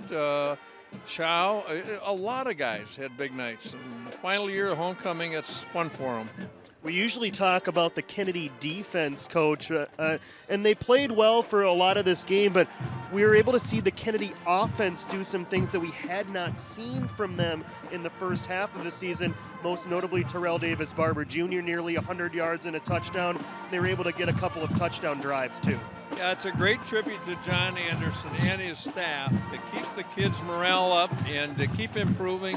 When you're 0-4 coming into a game like this, it's so easy to let down a little bit. They played hard. It was a big game, kind of the bragging rights for Bloomington. But John Anderson and his staff should be complimented for doing a great job. In addition to the Jaguar offense, obviously the Jaguar defense playing well here, Coach. They get a pick six for a big play, defensively for a touchdown, and you're starting to see all that youth with 8 non-senior starters out of 11 on that defense starting to gel together at the right time and playing some good football. Exactly. I'm sure if you had a chance to ask young Thompson now what he thought when he made the catch there and saw nothing but grass, I'm sure he said, hope I don't fall down. But a great play by him. Good anticipation. Yeah, nearly the second week in a row, Jefferson's had a pick six. Kipper was very close to having one last week, so you're starting to see the Jaguar defense come around too. Overall, what did you just think of the night? We obviously, had the Wounded Warrior Project and the donations for that cause going on tonight, homecoming, BAA night. There were a lot of people in the stadium having a nice time. It's great for Bloomington, and there's no better place to be on a Friday night than at a high school football game. How about this weather too, Coach? I mean, last week we were in the 90s, and it's certainly, I still got the short sleeves on. You're a little bit of a quarter zip, but I'm sure very comfortable as the temperature's in the high 50s here. About that? It's perfect. No wind. I mean, you can't find a better night than tonight. And two teams that played their hearts out and entertaining for the fans. You got the Minnesota jersey on here. You're going to be at TCF Bank tomorrow, right? I'll be there watching you tomorrow morning. If the van goofs up, I know who's responsible, and that'd be you. So what do you think about Jefferson? They go on the road next weekend, Coach, to play Robbinsdale Armstrong. Obviously a team 3-2 now with the loss tonight to Cooper, but in a schedule that's really just loaded with team after team, it's going to be another tough challenge. It'll be a challenge, but we are improving every game. We played our best game last week against Waconia, against a good team, and played well tonight, did a number of new things, and you can see improvement every week. The way we played with Chanhassen going way back, playing them pretty even, Stephen, for 3 quarters. We can go to Armstrong, and it'll be a fun night. It'll be we're just on the road going up. All right, Paul Fournier is down on the sidelines with more. How about it, Paul? Thanks, guys. Here with the victorious Coach Carlson. first quarter was close, and then you guys kind of broke it open. Talk about the game. Yeah, you know, it's kind of contrasting styles. They like to go slow, we like to go fast, but they're a big physical defense, you know, with some athletes. We talked about it like on Tuesday. So we knew we had to be patient, and defensively we had to play along the line of scrimmage in the kind of zone scheme. Their running backs run hard and their quarterbacks run hard, and they're very patient runners and good runners, so we had to, you know, tighten that up in the second half. Thought we did. You know, then the defensive score always helps. Matt, you know, great pressure. It starts with the pressure, and you know, Matt read it perfectly and took it to the house, and that's fun. I'm happy for him. But you know, they're a good team. I know they played hard. You know, it's really easy to get discouraged when you haven't won. We know firsthand, and to get down. But credit to Kennedy and John and his group for. I mean, they were fighters, and you know, they'll be okay in the end. Josiah Watts and Cage, they both had a great kind of breakout games. What was the opening door for them tonight? Well, you know, it all starts up front and the protection up front. You know, running the ball, again, Rashawn runs so hard. And then, you know, we got to work on his patience a little bit, you know, just because he wants to get to that line so hard. And, you know, Isaiah made some nice throws again tonight, but it really starts up front again with the protection. I thought a pretty young offensive line did a good job, and they have some big kids over there and some nasty linebackers that bring it. So, you know, proud of our offensive line and giving Isaiah some time to throw and Rashawn the room to run. Wounded Warrior Project was tonight. Talk about what that means to you. You know, it really means a lot. This is year 8, and we've collected over $23,000, and you know, I'm really proud of what this has become for our program. Mark and Mariah Hultgren at STE Shirts and Printing, they give us a great deal on the T-shirts we sell at school. Joe Sensors has tossed in $100. Richfield Bloomington Credit Union, $250. The Augustine brothers, we had 3. They were on the show early, didn't get on there, but the Augustine brothers chipped in $150 too. So, you know, it's great to see, you know, what it means to a lot of people, and it helps a lot of people. And Dan Hansen of Wounded Warrior came out and talked to our kids and talked about all the programs that Wounded Warrior provides for these returning vets that, you know, they don't get the help otherwise. And so I'm very proud of our kids and our program and what we do there. Is there a way somebody can donate even though they weren't at the game tonight? Absolutely. You can still, anything, any checks can be sent to me at school, made out to Wounded Warrior Project, because we'll kind of tally throughout next week too. We still have some checks coming in, or just go online and donate and help out any way you can, because again, it's a great cause and does a lot of good. You have Armstrong next week. Talk about that. No, I want to savor this, Paul. Come on. You know, they're a 6A team and they're big, and you know, I'll worry about them at 8 o'clock tomorrow morning when we meet. I'm going to enjoy this one a little while. All right, Coach, good game tonight, and we'll talk to you on Tuesday on Inside Jefferson Football. Thanks, Paul. You're welcome.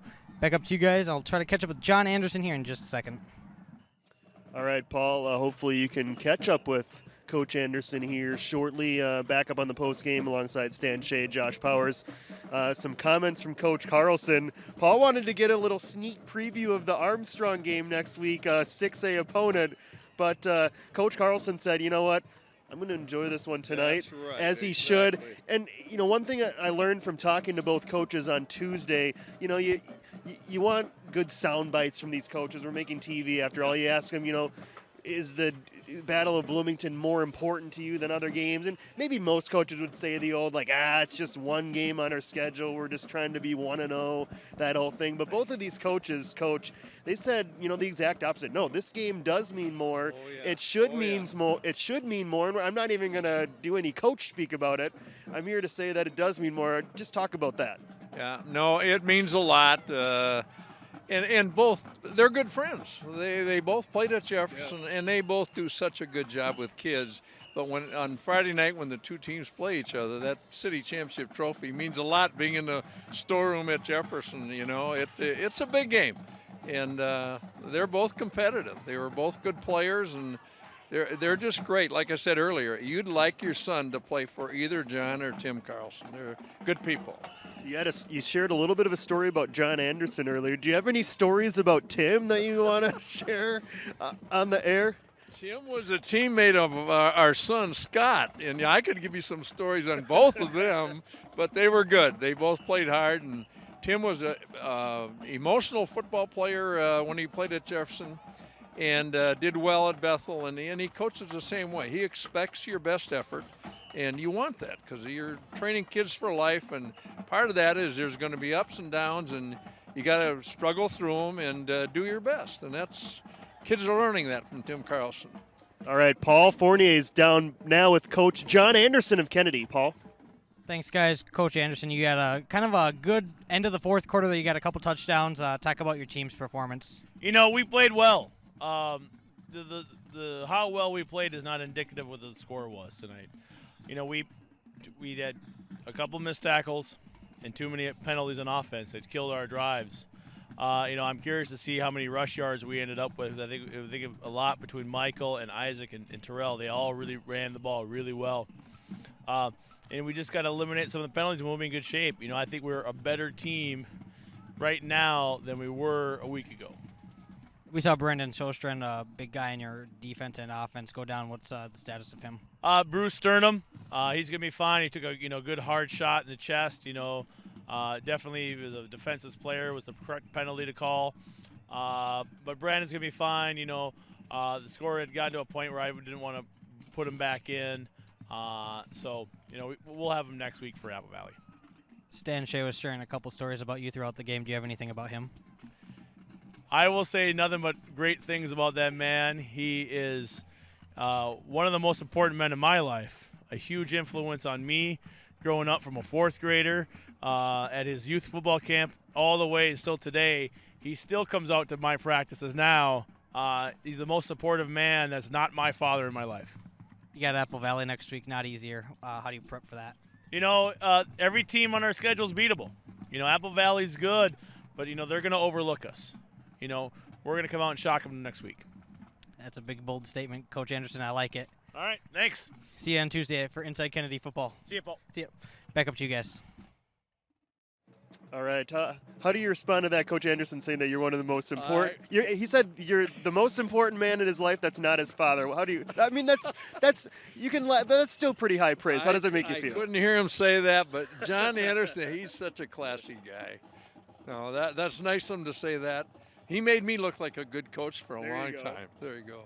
All right, that'll wrap up a terrific night here celebrating the city of Bloomington. Jefferson gets it done on the field, 34-13 our final. For the Hall of Fame head coach Stan Shea and for Paul Fournier, this is Josh Powers saying good night from Bloomington Stadium.